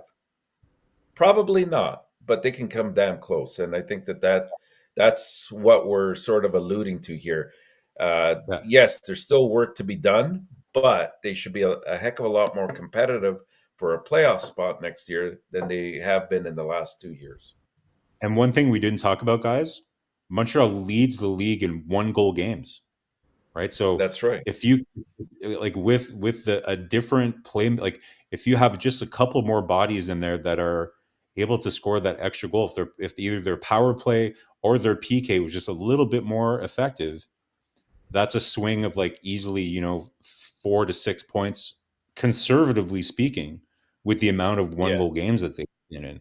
And to me, that's a really positive thing that we don't talk enough about, is how critical that is to their experience. Because that's important. Like, we talk about Montreal, we wanting them to be in important games. Now, the games that they're playing right now may not be important in terms of the standings, but they're playing many close games. So there is a lot of good experience in that. They're not being blown out, having to figure out how to play. And so, they're not getting blown out, or they're not blowing out either way, right? So they're just in a lot of close games, and that's a lot of good reps for the players. Yeah, I agree with that. You're going to remove the question mark again, Coach? Yeah, Did we convince? I I can give you the prediction like I Exclamation. did. I was right this year. I'm going to give you another prediction for next season. Montreal is not going to have more at 82 points next year. I'm not going to be a playoff team. I'm going to be at the bottom 10 like I did the video a couple of days ago about that. If they You don't may, add two other forward top six. No, Without Coach, that, it's hard to predict. it would be and they impossible will, for them. Not and they impossible, will. but again, What? Coach, like, nobody predicted that Philadelphia was going to be able to be as efficient with this roster. So very hard to make any predictions right now, because again, we don't know what Ken Hughes is going to do this summer. Like you said, he might add one or two top six forwards, and that would change our mind completely. Depending if they do trade for Trevor Zegras or a player like that, regardless of your opinion of him, it would have an impact on the roster and on Yeah, it's the definite upgrade. team, right? Yeah, Yeah. But think about this. Which player in NHL it will take a team at X number 70 and bring that team at 92 or 88? It's not about yeah, it's not but about 70 We talk is guys 70 is not a 18 point. You talk about no, 15 no, point more. You talk about no, 85 to Coach. 90 point. They are 72, 73 point. Okay, Yeah. but 70 and 72 is not a good barometer to go by, because we've experienced the injuries that they had. And as Marco said, if you look at the 1-goal games, like if they just won 3 or 4 of those But I along the will way, stop you there in if Enortap. Doc, I will if stop you Doc there in plays, Enortap right there. Kirby Dak stay and with Montreal. Sakaski, do you think he's on power play? Yeah, eventually. No, he's yeah, not. he He's might not. be on the second. He might be on the second line. Doc, Garfield, Suzuki, and Madison. Sakaski is sit on the bench. He's not play all year long because you have all those players. Now he start to play after they remove Monahan and the lineup. So this is what I'm talking about. So you change the piece of the puzzle, but the result is at the end is same at the same. You have the same kind of lineup and you have the same kind of goaltender behind next season. That's it. You have two goaltenders have no play over 45 game and they're live at the carrying the load. Never. You have again a player with 23 years old, 22 years old, 23 years old, 22 years old as your defenseman, and an older Savard at 34, and you still have to carry on Madison at 26, 27 minutes at the end. Still Whenever have you bring to- Kirby Dak in the equation, it will give you 5, 6 more W. That will give you exactly what I just said, 82 point maximum they're going to get with the same roster they have. They are not there yet until 2025. Want to have more experience, and then you're going to add the players at that level. This is what I said. Yep. You cannot change right away this summer. It would be a big mistake. You still play Gallagher, Anderson, Armia, Evans, Pesada, Ilonen, and the rest of the players they have already. No, You are no, stuck you with don't them. have to play those. You don't But the have last to play players all of you those. just mentioned on that list don't matter, Coach. You're not stuck with those guys. You're not stuck with Pizzetta, Yolonen, Yolonen. Pezzetta could go back down. I mean, Christian and again, Dvorak. you even. Yeah. What about Dvorak? Dvorak Third would line- be an addition. Great.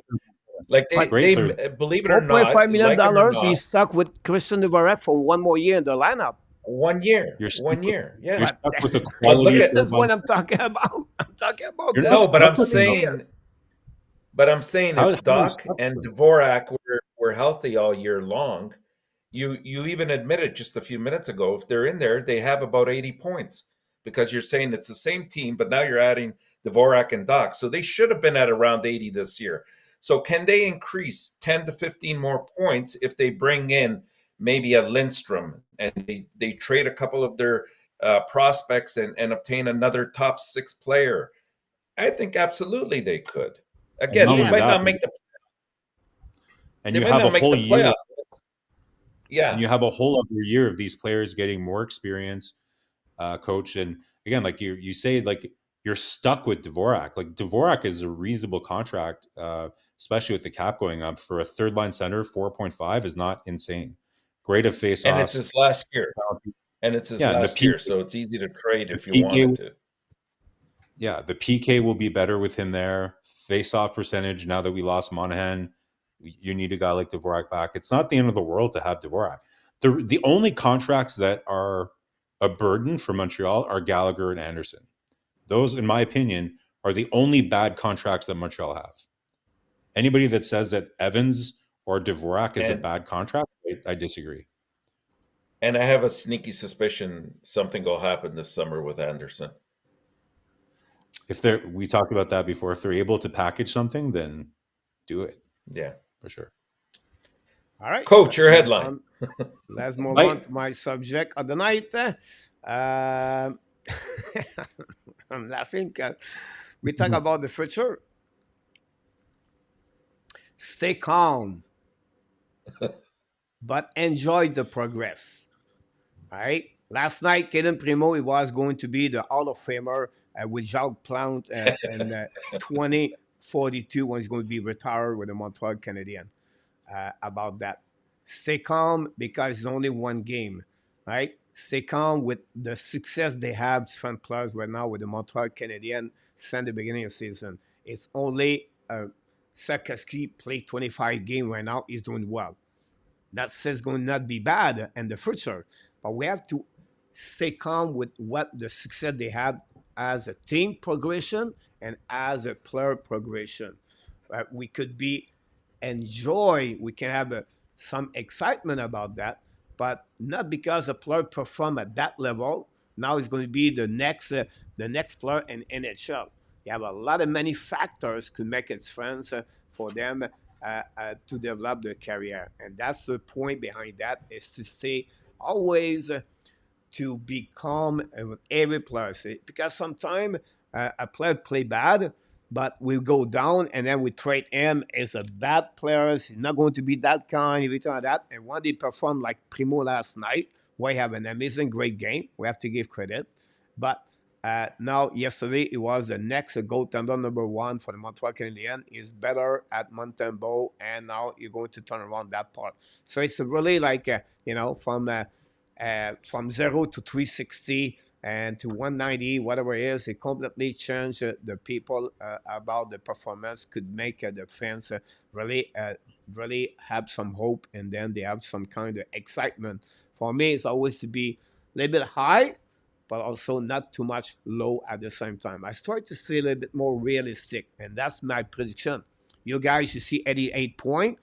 I don't see more 82 points. I'm more realistic. You can see Kirby Doc, but again, he could have a Kirby Doc at a Cole Caulfield this year, only 19 goals because injury. He carry on more. He can progress, but again, at the team, if Caulfield scored 32 goals, all the game you talk about 1 goal per game, that's maybe give them a 10-point more understanding.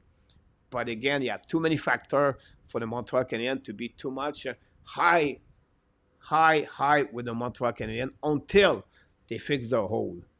Until then, we have to enjoy the progress. We have to enjoy the ride and the progression and the development as a team. You talk about power play, PK. Now they have to struggle. They struggle on defensive zone coverage, right? It's this one thing right there. But year ago, all of you would bring me that point. The power play is not good. The PK struggle. It's a one area at a time. And Marko, you know, like exactly what Martin said. We said all the time. Yes, we improved that, and then 2 weeks after that is going down. We have to pick it up then, and we have to bring back up. It's up and down all the day. The most he tried to reach, Marco, is the consistency of the game on every area of the game, system-wise, unit, special team, and then the player together, and then each player have to bring their consistency every single game. That's part of the rebuilding to be calm with the progression about this. Guys, this is a plan of 5 years. This is what it takes. 5 years. That's it. The first year, you liquid to get more asset. The first 2 years. Year number three, you have to go with the year number two, year number three, the dead wood. Now you cut everybody. You try to cut the dead wood. There's still one more year to get there. Then year number three going to be next year after that on 25 season at the off season. This is now the phase number two of the building. They need to add what they're missing in the old, the top six player winger possible, or whatever it is. During the time, they develop their player, they progress. And Montreal Canadiens, guys, I know many people don't believe in Martin St. Louis, and many people don't believe I can use everything. But they have a great foundation of the staff management. They have all the tools to become successful. At the end, it's all depends the players going to develop, and all depends the chemistry is going to be together. But people panic, Marko and Enortap. We don't have top six forward. We don't have any offensive who can score. We're not there yet. They build the back ends first. That's what they did. It's Yeah. a process. You cannot get everything at the same time. They cannot pick picks 1, 6, and 7, and 8 and 2 years. It take more time. It take at least 4 years. They have a pick number 5, 6, 7 this year. They have another great pick next year. I believe going to be a bottom 10 for the Montreal Canadiens next season. That will get two other great hockey player for the Montreal Canadiens in the future, and then they can add more assets via trade, everything like that. So again, it's a year 2026, 2027, you're going to have a Montreal Canadiens to be in the playoff, or honestly, very close to the wild card.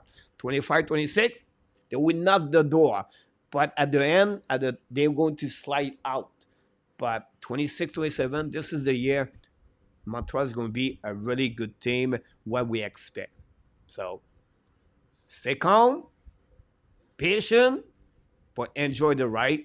And don't forget to go to the Hockey Nation Live show every night. Right. The last part I'll agree with. Yeah. Well, listen, Yeah, I agree part of what you're saying, Coach. Like, it's important not to get carried away with individual performances like we saw with Cayden Primeau last night. Like, you can say that with whether it's a forward, a defenseman, or a goaltender, right? St. Louis says all the time, right? It's about chasing consistency. It's great to see that ceiling or that potential that a player has, that he's able to perform like that. But like I was mentioning in the chat yesterday, if you're a goalie playing either in the AHL or even in the ECHL, to be honest, or in the NHL, any goalie, like a lot of these goalies can come up and play really well for a game or two. You know, these are talented athletes. What separates out like a true NHL goaltender that's going to have success over a long period of time is being able to do it consistently over a long period of time. We have a little bit more of a sample size with Montembeault than we do with Cayden Primeau, but that's a great opportunity for them at the end of the season here is to get some reps. And so, yeah, great to see that last night because, Montreal did not play a good game regardless of what the score looked like. Not Montreal's best game after the first 10 minutes. So very much deserving of the first star. So I agree with you there. When it comes to player development and player performances, you can't be too hard, too low. You just have to kind of let it ride out and enjoy it. Enjoy the ride. Enjoy, they talked about Slavkovsky, right? It's about the Waze app, right? It's not, sometimes they'll take some detours, but as long as they get there in the end, that's what matters.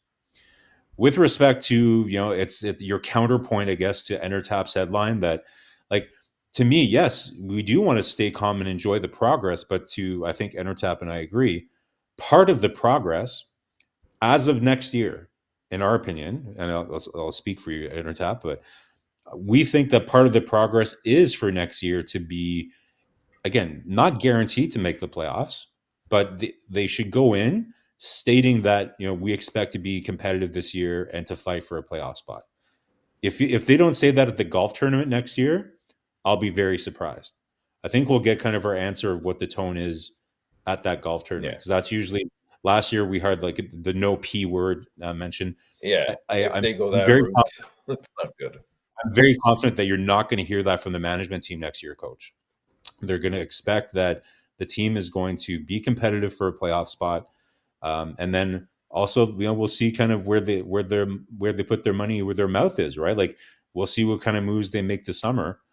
But coach, like you're talking about, first of all, we've heard some GMs in the past talk about le plan quinquennal in French. They call it, like, the 5-year plan. Hughes and Gordon have never talked specific numbers, Never. right? Like, They never mention nobody's any Right. Yeah. years in front Number. of them. Yeah. They exactly. never talk about And there's a playoff, reason. but they never talk exactly, Marco. You Yeah. you absolutely right about that, because I think too many things could change and the process of rebuilding. Especially like But one thing that they yeah, have made very clear is that it wasn't going to be a traditional rebuild. It was going to be at some point an accelerated rebuild. And so that's why we can't put a definitive number on any rebuild for any team in the NHL. Like, I always hate using that number 5 years. I mean, it's a gauge perhaps, but it's not written in stone anywhere. It's a memo that, yeah. And I think most Montreal, GMs don't receive. no, in Montreal, they, like, you heard Ken Hughes, he directly referenced Ottawa, right? Like, because I think a reporter asked him, like, do you intend to bring in more veteran leadership? And the first name that popped in my head, of course, is Marchessault for next year, but whole other topic maybe. But when asked, like, okay, now that you've lost Monahan and you've lost Allen, is that something that you're going to look at? And he's like, yeah, you know what? We're going to look at everything, because we see kind of like what other teams have went through with lack of leadership. And it's rare that you see a GM mention another team, but he directly mentioned Ottawa as an example, right? So I think, looking at that, coach, like, I don't think that there is I don't think they're going a traditional rebuild. Like, it's never a guarantee to, rebuild through the draft, right? Because it's a lot of luck. As Habs fans, we know that more than anyone, right? Because Yeah. we've had very, very bad luck in the draft, like in terms of the timing and things like that, right? Of the years that we had good draft picks, it just didn't fall our way. So at some point, it's all about asset management. They're going to have to find a way to kind of use the assets that they have. Like I said, guys, it's as clear, like I can see in my mind. It's so clear as a picture. Asset collection, roster construction. The very two phases that you have.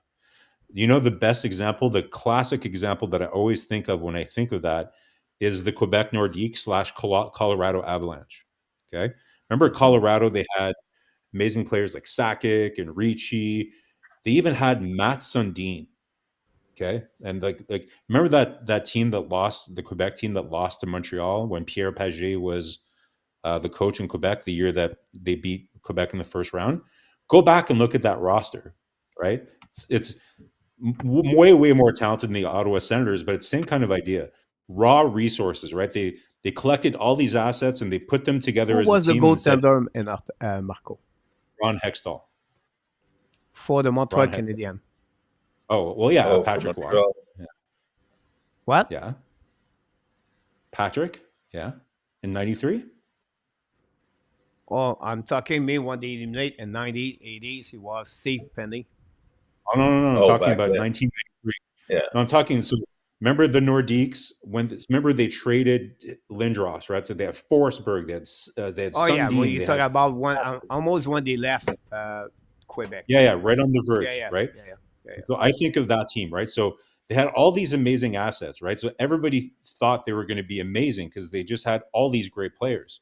But then when they moved to Colorado, Pierre Lacroix was smart. He's like, okay, wait a minute. I have all these great players, but remember some of the trades that they made, right? They traded Sundin for, I believe the first one they traded for was Wendell Clark.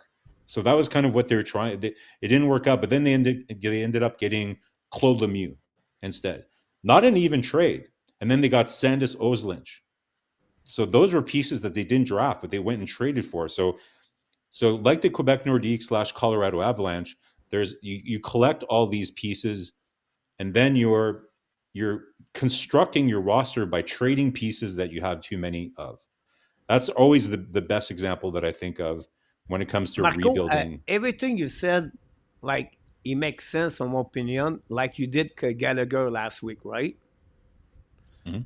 The only thing I would say to you is because we don't know yet the ceiling of different players they have on their hand because they are too young. I believe it's a risk. And again, like you said earlier, they maybe know more what I know, right? But I believe it's a risk to trade a player we don't know yet his full potential to get a good player in return. Every time you do that, you have to be guaranteed you have the hole to fill up behind and inside of you at the end Yep. turn, right? Like But come enough they left, do, Coley coach. come in, you I think get dark, right? You knew Romanov what it will be. Do you feel you have enough data to know exactly what Coley it will be? And do you think you have a player like Coley they have to pick up that? You know what I mean? Because forward, Marco, they don't have any asset value to get that kind of Exactly. player we're no, talking about, No, yeah, right? it's all deep. but It's defense all they do. Defense, it's defense all and there, picks right? and picks. Like in Yeah, first round picks, you have first round picks to trade right, too, right? Yes. The exactly. only thing I would say, But Marco, a first round pick, trade top 10, top No. 15, look about every year in the last 10 years, I would be maybe five of them was straight in NHL. You Yeah. don't trade usually those picks, so they are limited. Now, yes, guys understand New Hope 31, 37, Winnipeg Jet 26, Flame, whatever it is, but it's not give you what you try to punch at the top. We need a punch on the top, I'm That's why you talking got to about. package it. You got to package it, right? So if so, okay, I'm just going to just throwing it out there, right? Name whatever kind of like top line forward you can think of, like that's 22 years old that a team has. Montreal would need to Trevor trade like Zegras. okay, that's not what I want to use because he's very I know you don't want to uh, tell, so that's why. yeah, yeah. yeah, That's it's what But I not a said good to you. barometer. No, no, but let's but at the end of the day, Marco, this yeah, is a kind of player, 22 years old, 23 years old. He can get 70 point, 80 point. You could change the name and the back, but we know what you talk about. yeah.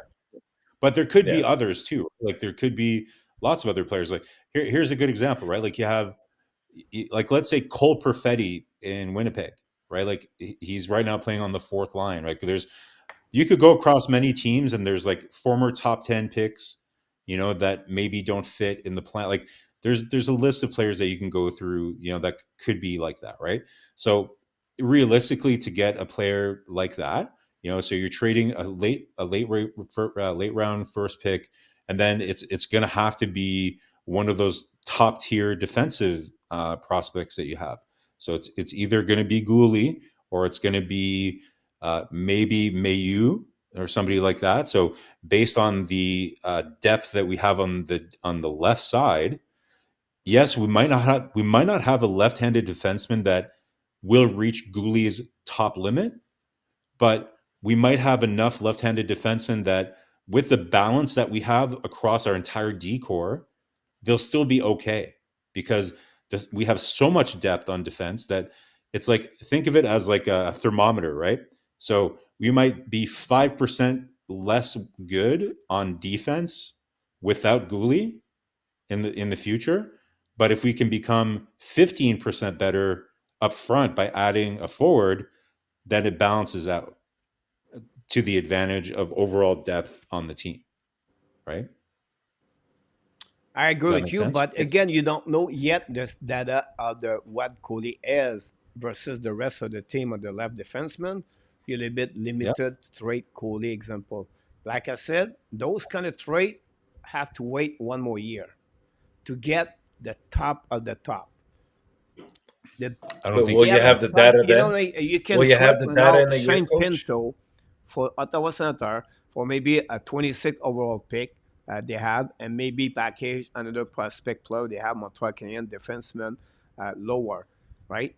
But you cannot get what I'm talking about. I'm talking me a top six players can give you a minimum 50 to 70 point, score 20 to 30 goal in NHL, and that kind of player I'm talking about.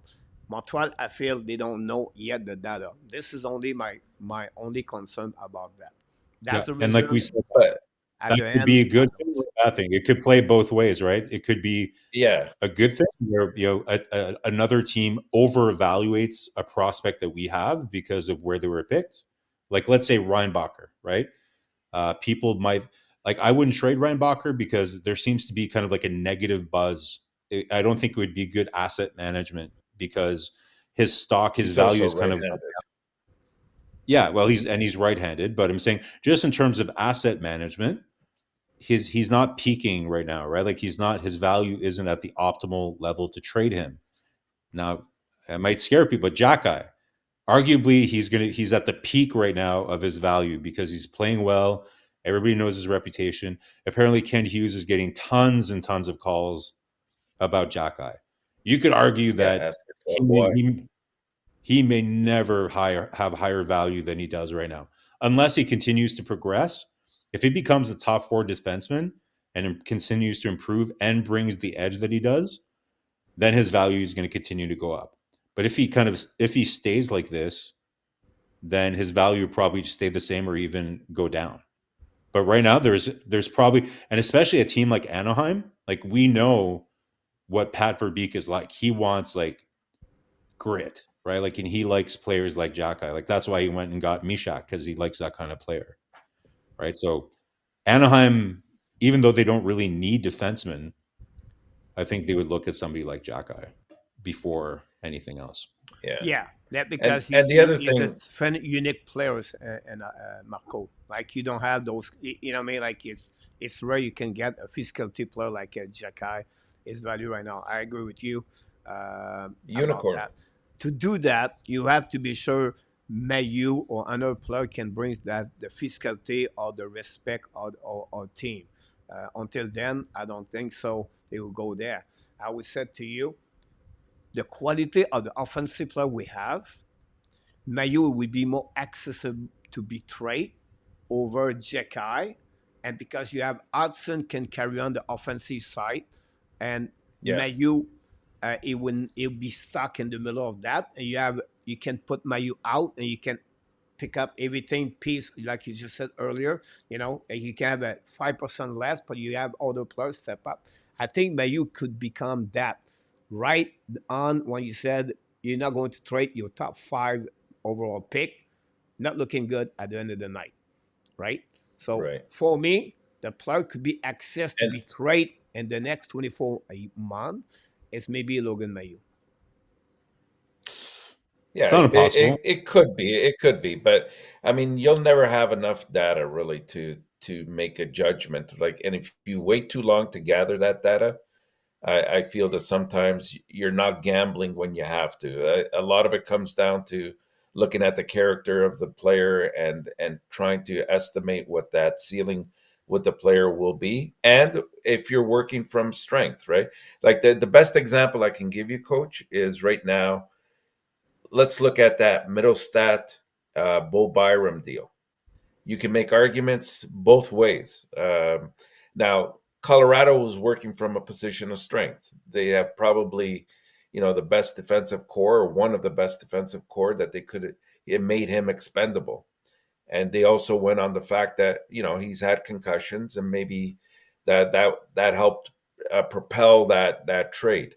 Um, and what did they do? They addressed an immediate area of concern, which was at center, and they picked up Middlestat. Only time will tell who gets the better end of that deal. Like, I like Byram a lot. I only worry about his injury, and that's part of the overall gambling that has to undertake sometimes to make these trades. Mm-hmm. Good Yeah, point about that. Again, they fill up Byron by Walker. They bring some Yeah, grits, and they have a big mistake, a big hole. It was the center number two, right? So they get this right. exactly what Kirby Doc. They got Doc, they fixed their yeah, punch, one, yeah. two, and they got Cooley in the back of Romanov, everything like that. I feel Yeah. like Mayu, Right. for me, that would be the plus where the value in return could be higher at other players. I know said I don't like Mayu. I don't said I don't want. I want Gouli, them to trade. But I'm Gouli's talking the about highest. value wise. What we have similar players. This is a great Gouli would be subject, high. and Marko and Enortap. We can talk a lot of time Yeah, about that. yeah. Gouli, Yeah, but yeah, coach, Gouli would be at the number one of that list of the young defensemen value wise. Gouli's number one, right? You could even throw in a Struble. He's worked his way to a But not position where he's in that conversation. he doesn't have no, he Yeah. doesn't have the same value as Gouli at all. Like No, I Gouli agree with is no. No, That's no, that no, value. no. He did. But go ahead, Enortap. You talk about the No, play, the size, the way he played. We're going to have a player like that. I think in our time, Marco, in my opinion, Angstrom is going to be better as trouble.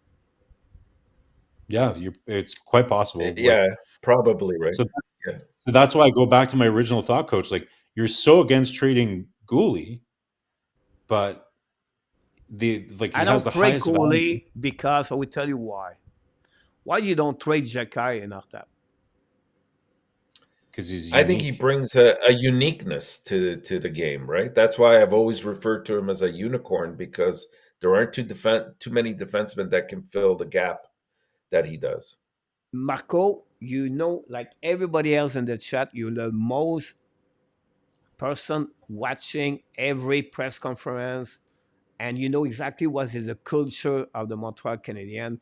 What is important for them is the character, is the leadership, right? That's what Jordan Harris still around. But Cayden Coley bring that kind of asset for the Montreal Canadiens, and that's the reason I believe they were not going to get trade Cayden Coley because what he bring off ice, on ice, character, behavior, leadership, and the quality of the hockey he gave. That's the reason I think the Montreal would not trade Cayden Coley versus other players. But the value in return, that's something we need to maybe make a show about that in our tap and Marco put, value A example, value B, and value C. And that's the point about that. I think that's something you have to consider. But at the end of the day, So I go back on yeah, my 1 hour, 45 minutes ago. I said, until we don't know enough the data, Marco, it will be hard to make a trade. It will be risky, but but coach, like let's be we don't honest here. know Let's be what the all Montreal know. You know what I mean? Like we don't know what they let's know. be honest. I think we've seen Gouli enough to understand he's not going to be producing offense. Like the great example that you gave, I think the closest example, and it's he's your favorite defenseman in the NHL, Jacob Slavin, right? I think that's kind of his ceiling is kind of like a Jacob Slavin. I don't think I, he's be, going I to ever. yeah. I don't see him having. Gouli is not going to have any offensive upside. Maybe at the peak, he'll maybe get like 45, 50 points in his NHL career. So he's going to be Yeah, a because he won't solid. be at the top.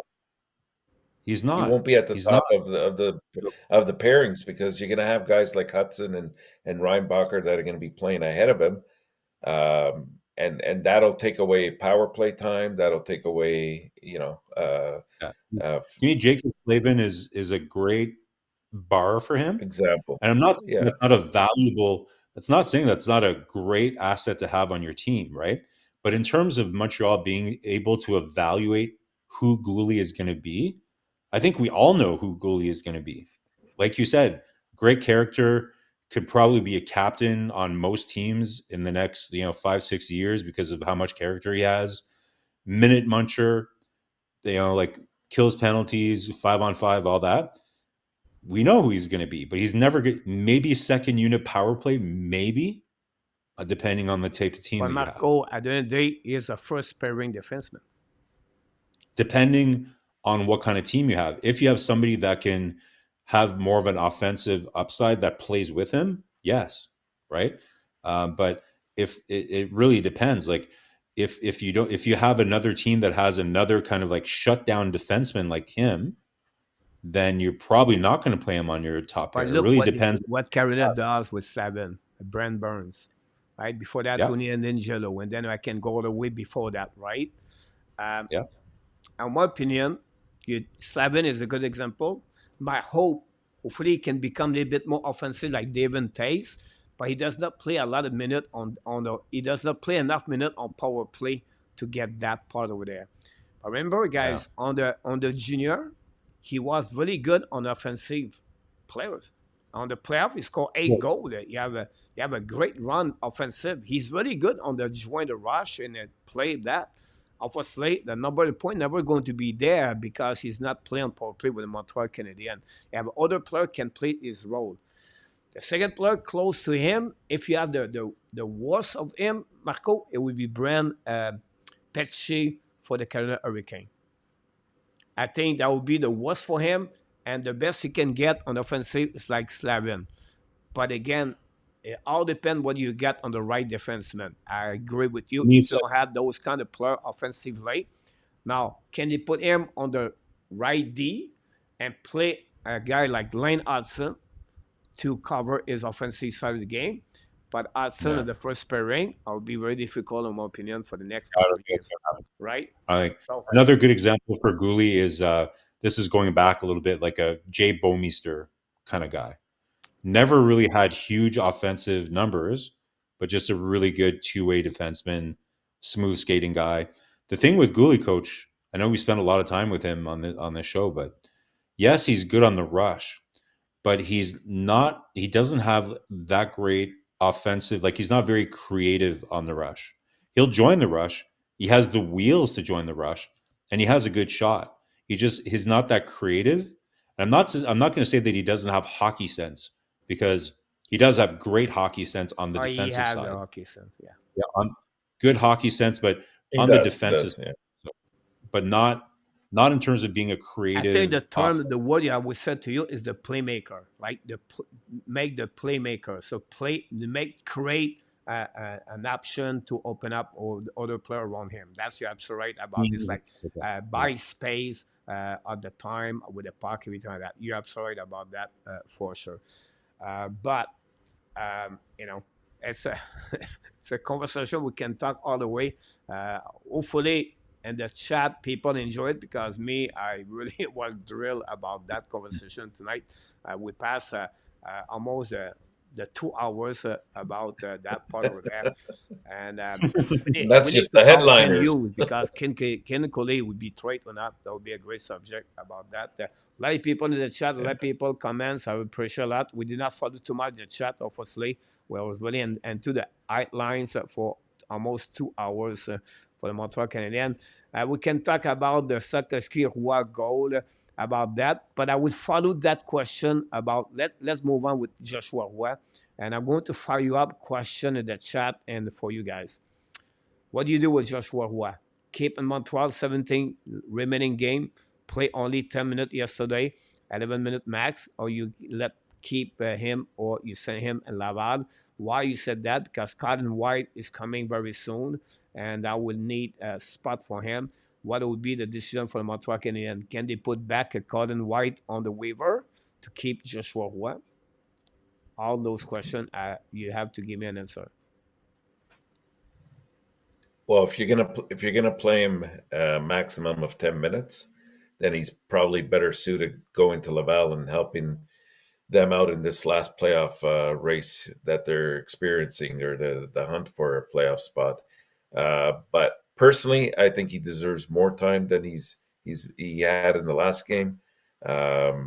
Maybe the situation dictated that he wasn't on, because I think they had, if I'm not mistaken, 4 or 5 penalties to kill off yesterday, and so he's not going to be on at that point. So maybe it's just a one-off. But if he's going to get the time, he's better served here, where he's got better coaching and he's playing with better talent.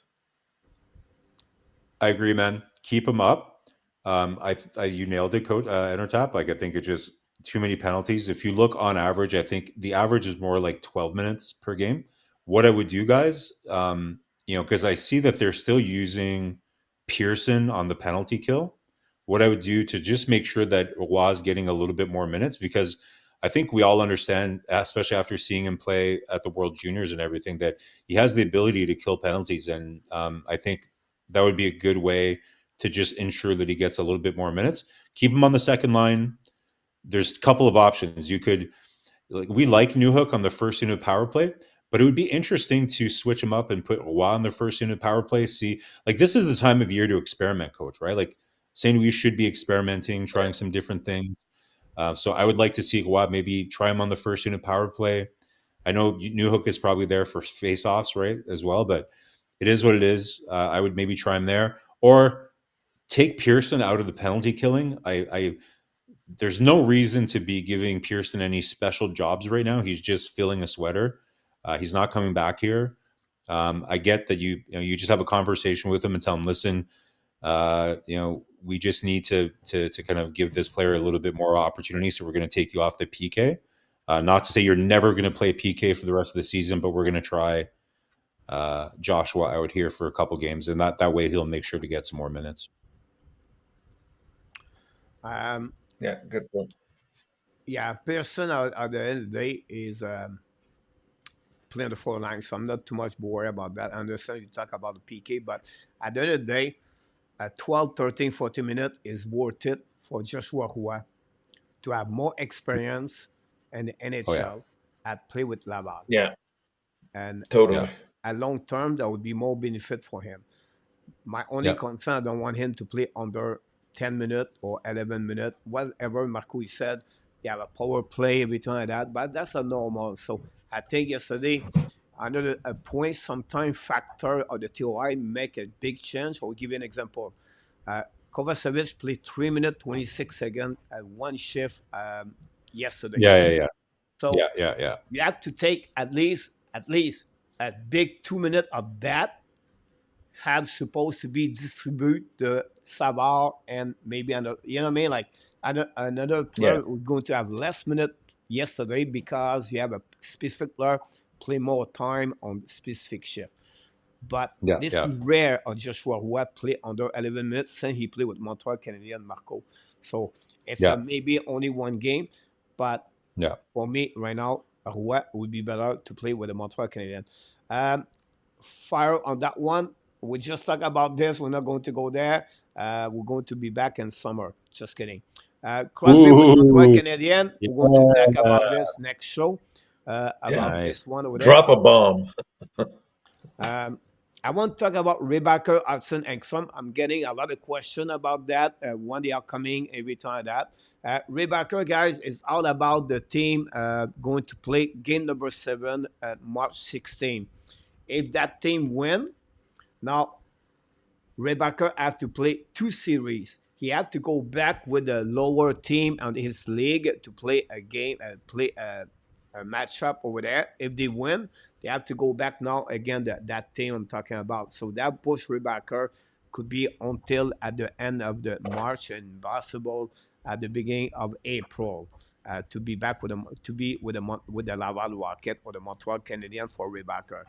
March 16, guys, we're going to give you everything Sunday night at the weekly recap, what would be Rebecca's situation.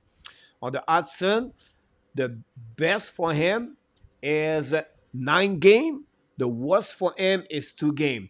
They played this weekend against the Boston University, the first matchup playoff. I think it's the 16th. I would suggest you to watch this game. It will be fun. Fowler versus Hudson. Whatever the team lose, it's not over because you have another rule in NCAA. If you're part of the top 16, you have another chance to go now on the playoff, and then you can go all the way to the Final Four.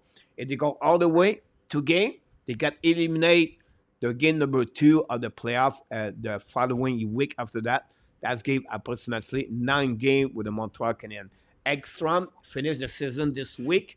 Could be with the Laval Rocket next week, negotiation, everything like that, as a period of time. So you have now the update about the 3 players. I don't know if you want to add something, Marko, in our tap.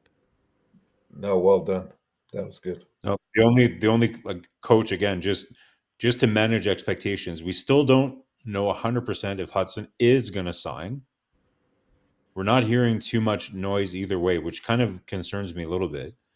I'm sure he just wants to focus on, going into the playoffs and everything. But let's see. We'll see how it plays out. I will start to get a bit nervous if he doesn't sign, because you never want to have an asset like that going into his last year and then becoming an RFA. That's a bit scary. So Yeah. Uh, Projection NHL draft 2024, guys. I'm going to go very quickly and make something for you guys if I can find that one. Here we go, guys. This is the athletic Chris Brumman. You can have Bob McKenzie, Button. What is it, Button? The guy Craig from Button, TSN, Greg, and then you get but other players, right? Other website. The names can change, guys, but most of the name you have right now are top 10 and top 9 in NHL Draft 2024. Celebrini, Seliab, Dickinson, Lev Chinov, Yaremchuk, Katten, Dimitrov, Lindstrom, and Parek. Is it Parek? His yeah, name. Correct. Yeah. All right. So right. this is a top Correct. 9. Enisius, Ingela, Glenn Tree, and everybody else, right? But the Button, most of the all the people, they are what I'm see there. Now, is it 1, 2, 3, 4, 5, 6, 7, 8, 9? This is what the Athletic did, right? But overall, it's changing. Montreal Canadiens guys are going right now 7. Should be 5, 6, 7. If you look about there, you have Katten at number 6, Dimitrov 7, Lindstrom at 8. You have defensemen guys, the 4, 5 pick are 4 defensemen and 1 forward. And that would be very interesting what could happen. It could have another defenseman, another forward, Lindstrom, and that would give Montreal Canadiens between Katten or Lindstrom, and then a defenseman could be Yarenchuk, or I just love Lenchonal, but can he be there? Or Dickinson. But yeah. what do you expect about that? My biggest question was to ask you: do you pick a forward or a defenseman or the best players? But what do you think? So what's interesting to pay attention to here is who do we know is going to be picking in front of Montreal for sure, right? We know for sure So it's you got Chicago, Chicago, Anaheim, San San Jose. for sure, and then Yeah. you're I really just don't think that Ottawa's still going to finish behind us. I just still Yeah. can't envision. So really the only team I know for sure, like whoever is going to pick it, Celebrini is going first, right? So now I'm pretty sure Anaheim is going to be picking at least top 4, and they're going to pick a forward because I think they're happy with their depth at D, from what I understand. So right away, I think one of Celebrini, Catton, Demidov, Lindstrom will be gone, right? So really depends. I think the other teams are going to pick whoever they think is the best player, and because of this year's draft, it's quite likely that at whether Montreal finishes 5, 6, or 7 or 8, I think one of Catton, Demidov, or Lindstrom are probably going to be there, right? And if that's the case, for me, the difference between Parek and those 3 forwards, I think remember we talked about Hughes. He'll select the player for need if they feel it's pretty equal. I think it's getting more equal at that phase. Now, if you have the option to get Dickinson or Levshinov, that's a tougher choice to make because those are, in my view, a little bit more elite than even Yaremchuk and Perrick, right? So if one of those 3 first defensemen drop, it's going to be a really tough decision for that management group, right? But if they go in this order, I don't think they can really go wrong with any of Catton, Demidov, or Lindstrom. I would be happy with 3 of those. Like Catton, you can say what you want. Like he's kind of like Benson, but less combative, and like he doesn't win as many battles. But he has probably a little bit more finishing than Benson does. Demidov, a lot of people are saying more explosive and probably better than Michkov. And Lidstrom, maybe like Byfield light. So those are all good options, coach. Like, I think Montreal would be in a good position either way. You like Iginla here, though, Yeah, eh? You'd have Iginla in this group. Or Egela myself. he is not top Yeah. 15. No, but Enortap Yeah, I was think mentioning. no. I just mentioned that at the top of my Yeah, head. I still think he's in the 10 to 15 position yeah. category. But the nice thing about him, if somehow through some trade or whatever it could happen, and you get a mid pick, I mean, he would be an excellent character type of player to add on the team that gives you those intangibles that don't come easily. But anyways, here, I mean, I would love if Lidstrom fell to us. Chances are it won't, depending on where we are selection. I think Catan is much more realistic in terms of finishing or I don't know. ending up on that. I think Catton will go I ahead of. I think he'll go ahead of because a lot of people are thinking of here's him as a centerman. A lot of people are thinking he might end up playing wing though too. you could definitely throw him on the wing, but I mean here's the issue, and I agree with you. I think that you got to look at the teams that are going to be picking prior to yourself, and you look at a Chicago, and this raises a very interesting situation. Obviously, the top player here is Celebrini. But if you're Chicago, do you bring in Celebrini when you have Bedard? Yes. Or do you go after the best defenseman that's there and No, fills your but need? Now you go for the best yeah, position there, but imagine if you could put together some kind of trade with your two number ones and a no. solid defenseman for that. I mean that's something to sort of mull over. But with the Russians, it's hard. It's hard to really prognosticate. Like obviously, Demidov brings a huge amount of talent and skill to the table. On any other year, like he's your number two without a doubt. Possibly and arguably even maybe your number one from all the reports I'm reading. But is he going to fall down to fourth or fifth? I think a team like San Jose that still has time before they become anywhere near competitive might take a Demidov at that spot because they're not in any rush to accelerate their progress or their development. So I could see him going at number two. So then it leaves Anaheim, who already has some very good prospects in their possession or with prospects, and a lot of good defensemen too in that area. So it begs the question: will they go defense or will they go forward? I Uh, think they'll go. Anaheim will go forward.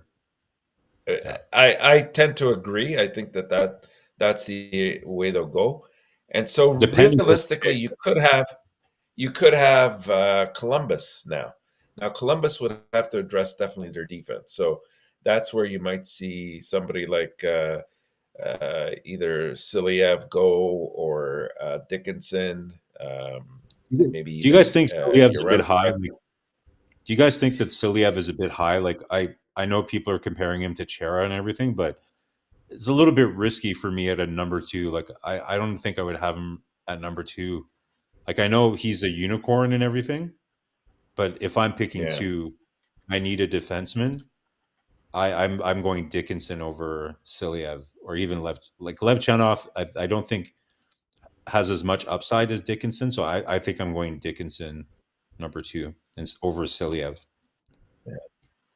I don't I know. mean, to answer the question and just end it from my perspective, I think Catan will be available, and if Montreal gets him, that's a good pick for them. Going to need to trade some of those other smaller forwards that we already have then, because we're going to be way too small. I think Well, he he's would by far. 5'11". He's a Yeah, but he's robust 5'11", 5'11". 165. He's the same size like Yeah, Brennan Point. yeah. And right. he's going I'm to be fine the with that. same kind of players overall like It's just Brennan one Point inch. on number the One outcome. inch. Well, no, 5'11" is this much. 5'11" is or 5'9" is this much. 5'11" is is this He's much. But same size like Right. Nick Suzuki, by the way. well, no. Yeah. Nick Suzuki was Suzuki's 5'11". 6'4". So 5'11", sorry, is he yeah. 5'11" or 5'9"? Who? No. Catton, he's 5'11" or 5'9"? 5'11". 5'11". 5'11". Okay, so Yeah. 5'11" is fine, but it's not just his height, right? It's his size. Like Suzuki is built a little thicker. You know, he's almost 200 pounds, Nick Suzuki, right? And he was Now he's probably about he was there, but when he was junior, was not that level. Like Brennan Point, no, he was barely 170. Brennan Point, and he was smaller when he was junior. yeah. Quicker, but I think Canton have a really good, a really talented skill, really skilled talent players. Yeah, Tremendous. one of the 6-point guys in WHL. 50 goals. It's not easy. WHL, Yeah. one of the 6-point and 65 games. That's a lot of points. 50 is. goals. Yeah. 50 goals for an 18-year-old. Yeah. It's a lot. Yeah. But again, it will be really interesting what could happen between those players, Montreal Canadiens. Again, are going to be the difficult situation between Dimitrov, a defenseman, or a forward. And of course, It's gonna be we don't have Yzerman in this equation yet. He's another one that could very well enter that top 10. Question for Alexandre. Finish this. He said, "What is the Dimitrov contract in Russia? And one is can come in America." I believe he's got minimum 3 years. I think, but it's been a while. I think it's 2 or 3. I think it's only But they're 2 more trying to years. expedite. No. Was it Fedorov that's trying to expedite it? He's that's what I thought I'd read, that Fedorov was trying to somehow get involved in The legal expediting his contract will cancel run until next year. so 2 years, yeah. All right. That's not bad at all. And then Yeah, after that, what do you think he's going to do? He's going to want to come here for Oh. sure. He's going to sign another 3 years in KHL. Nah. No way. No way. I don't know. I think he's going to follow the money. He's still with KHL. He will not be access. He will not be pushed to get out. Remember, Michkov does not play with the CSKA. He played with CSKA. That's the top league, and that's what they make a ton of money because it's governed by in the back. So don't expect Dimitrov to be here until 24 years old. On the flip side, the defenseman for the Montreal Canadiens, Lishanov. Yeah. No. Bogdan? No. Bogdan? Yeah. Bogdan. Yeah. Right. Him is pushing Valerianov to join Montreal Canadiens faster, quicker at this moment. So that would be the difference between both of them. I don't expect Dimitrov to be with Montreal. And Michkov, he have to go back with CSKA before he play with the Flyers, everything like that. My connection behind that, guys, is all about the development. He cannot do anything with them about that. Hopefully, Alexander ratio comments about this. We can go all the way night for an extra hour. We have a lot of things about this. The chat is on fire tonight. Appreciate everybody. I don't know if each one of you want to add something about anything for the rest of the week, or Boston, Calgary, or you want to add any subject we maybe forget Marko or Enortap. The subject of the night was talking about Cayden Primeau. We talked about it. We talked about him. About the future. The future. Yeah, we talked about not getting too high or too low. Like, we need a sample size from him, and it's great. He's, I think, Coach, like, there's 17 games left. So I would say 11 games to Montembeault, 6 games to Primeau would be a good ratio, I think. 11 to 6, I think 2 would to be 1. good. Yeah. There's not many back-to-back games. No, I think it's a good show, Coach. Like, it's I think, everybody's always excited when we play Boston, right? So it's, for me, the games I look forward to the most every year is Boston and Toronto. So excited to watch Boston, Montreal tomorrow. Like, how many goals last game? 9. And we don't talk about the last game. We talk about the next game. Now, But it was how many goal last game? 9-4, I think it was the final How score. many goals Montreal But give before they remove him? 7. But 8 goals. that's okay. 8 goals. Seven. Okay, they have Pat Maroon now, so it's going to change everything. But we have Michael Peseda. Dwight does not like Peseda. He really doesn't. Yeah, he think he's a clown. He's Patoff. They call him Patoff. Patoff. I call him the Captain Bonhomme. That's another subject for another. You better show up. About that one over there. But what a great show, guys. First of all, going to thanks all the people in the chat. You are the reason why we come back every single night. Without you, it would be impossible to be live every day. Then we have the moderator, Danny, and Enortap, of course. But we have also Ron and Luciano.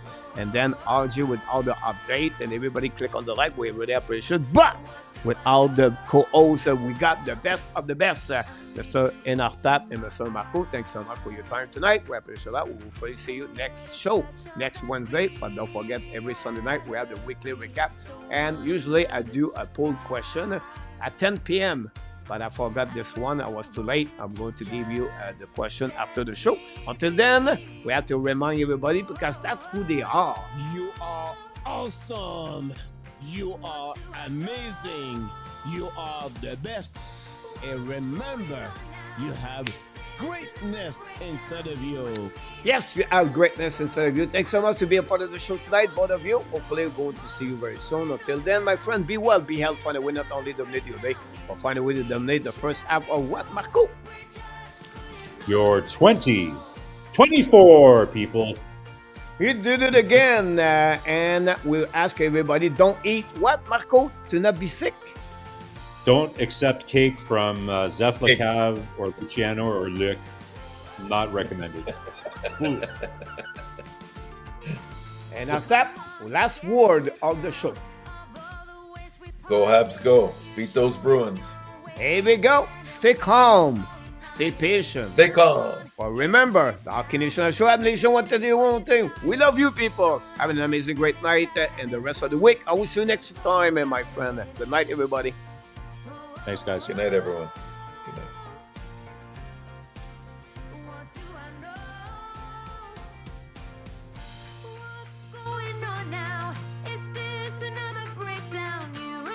Thank you, Bob. Nicholas, good night. Yamo, RJ, Zeb Lacav. I forgot to put myself up. Oh my God, I cannot find myself. I'm going to be back.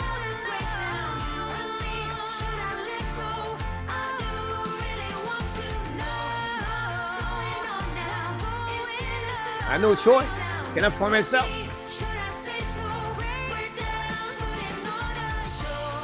Oh. Booyah!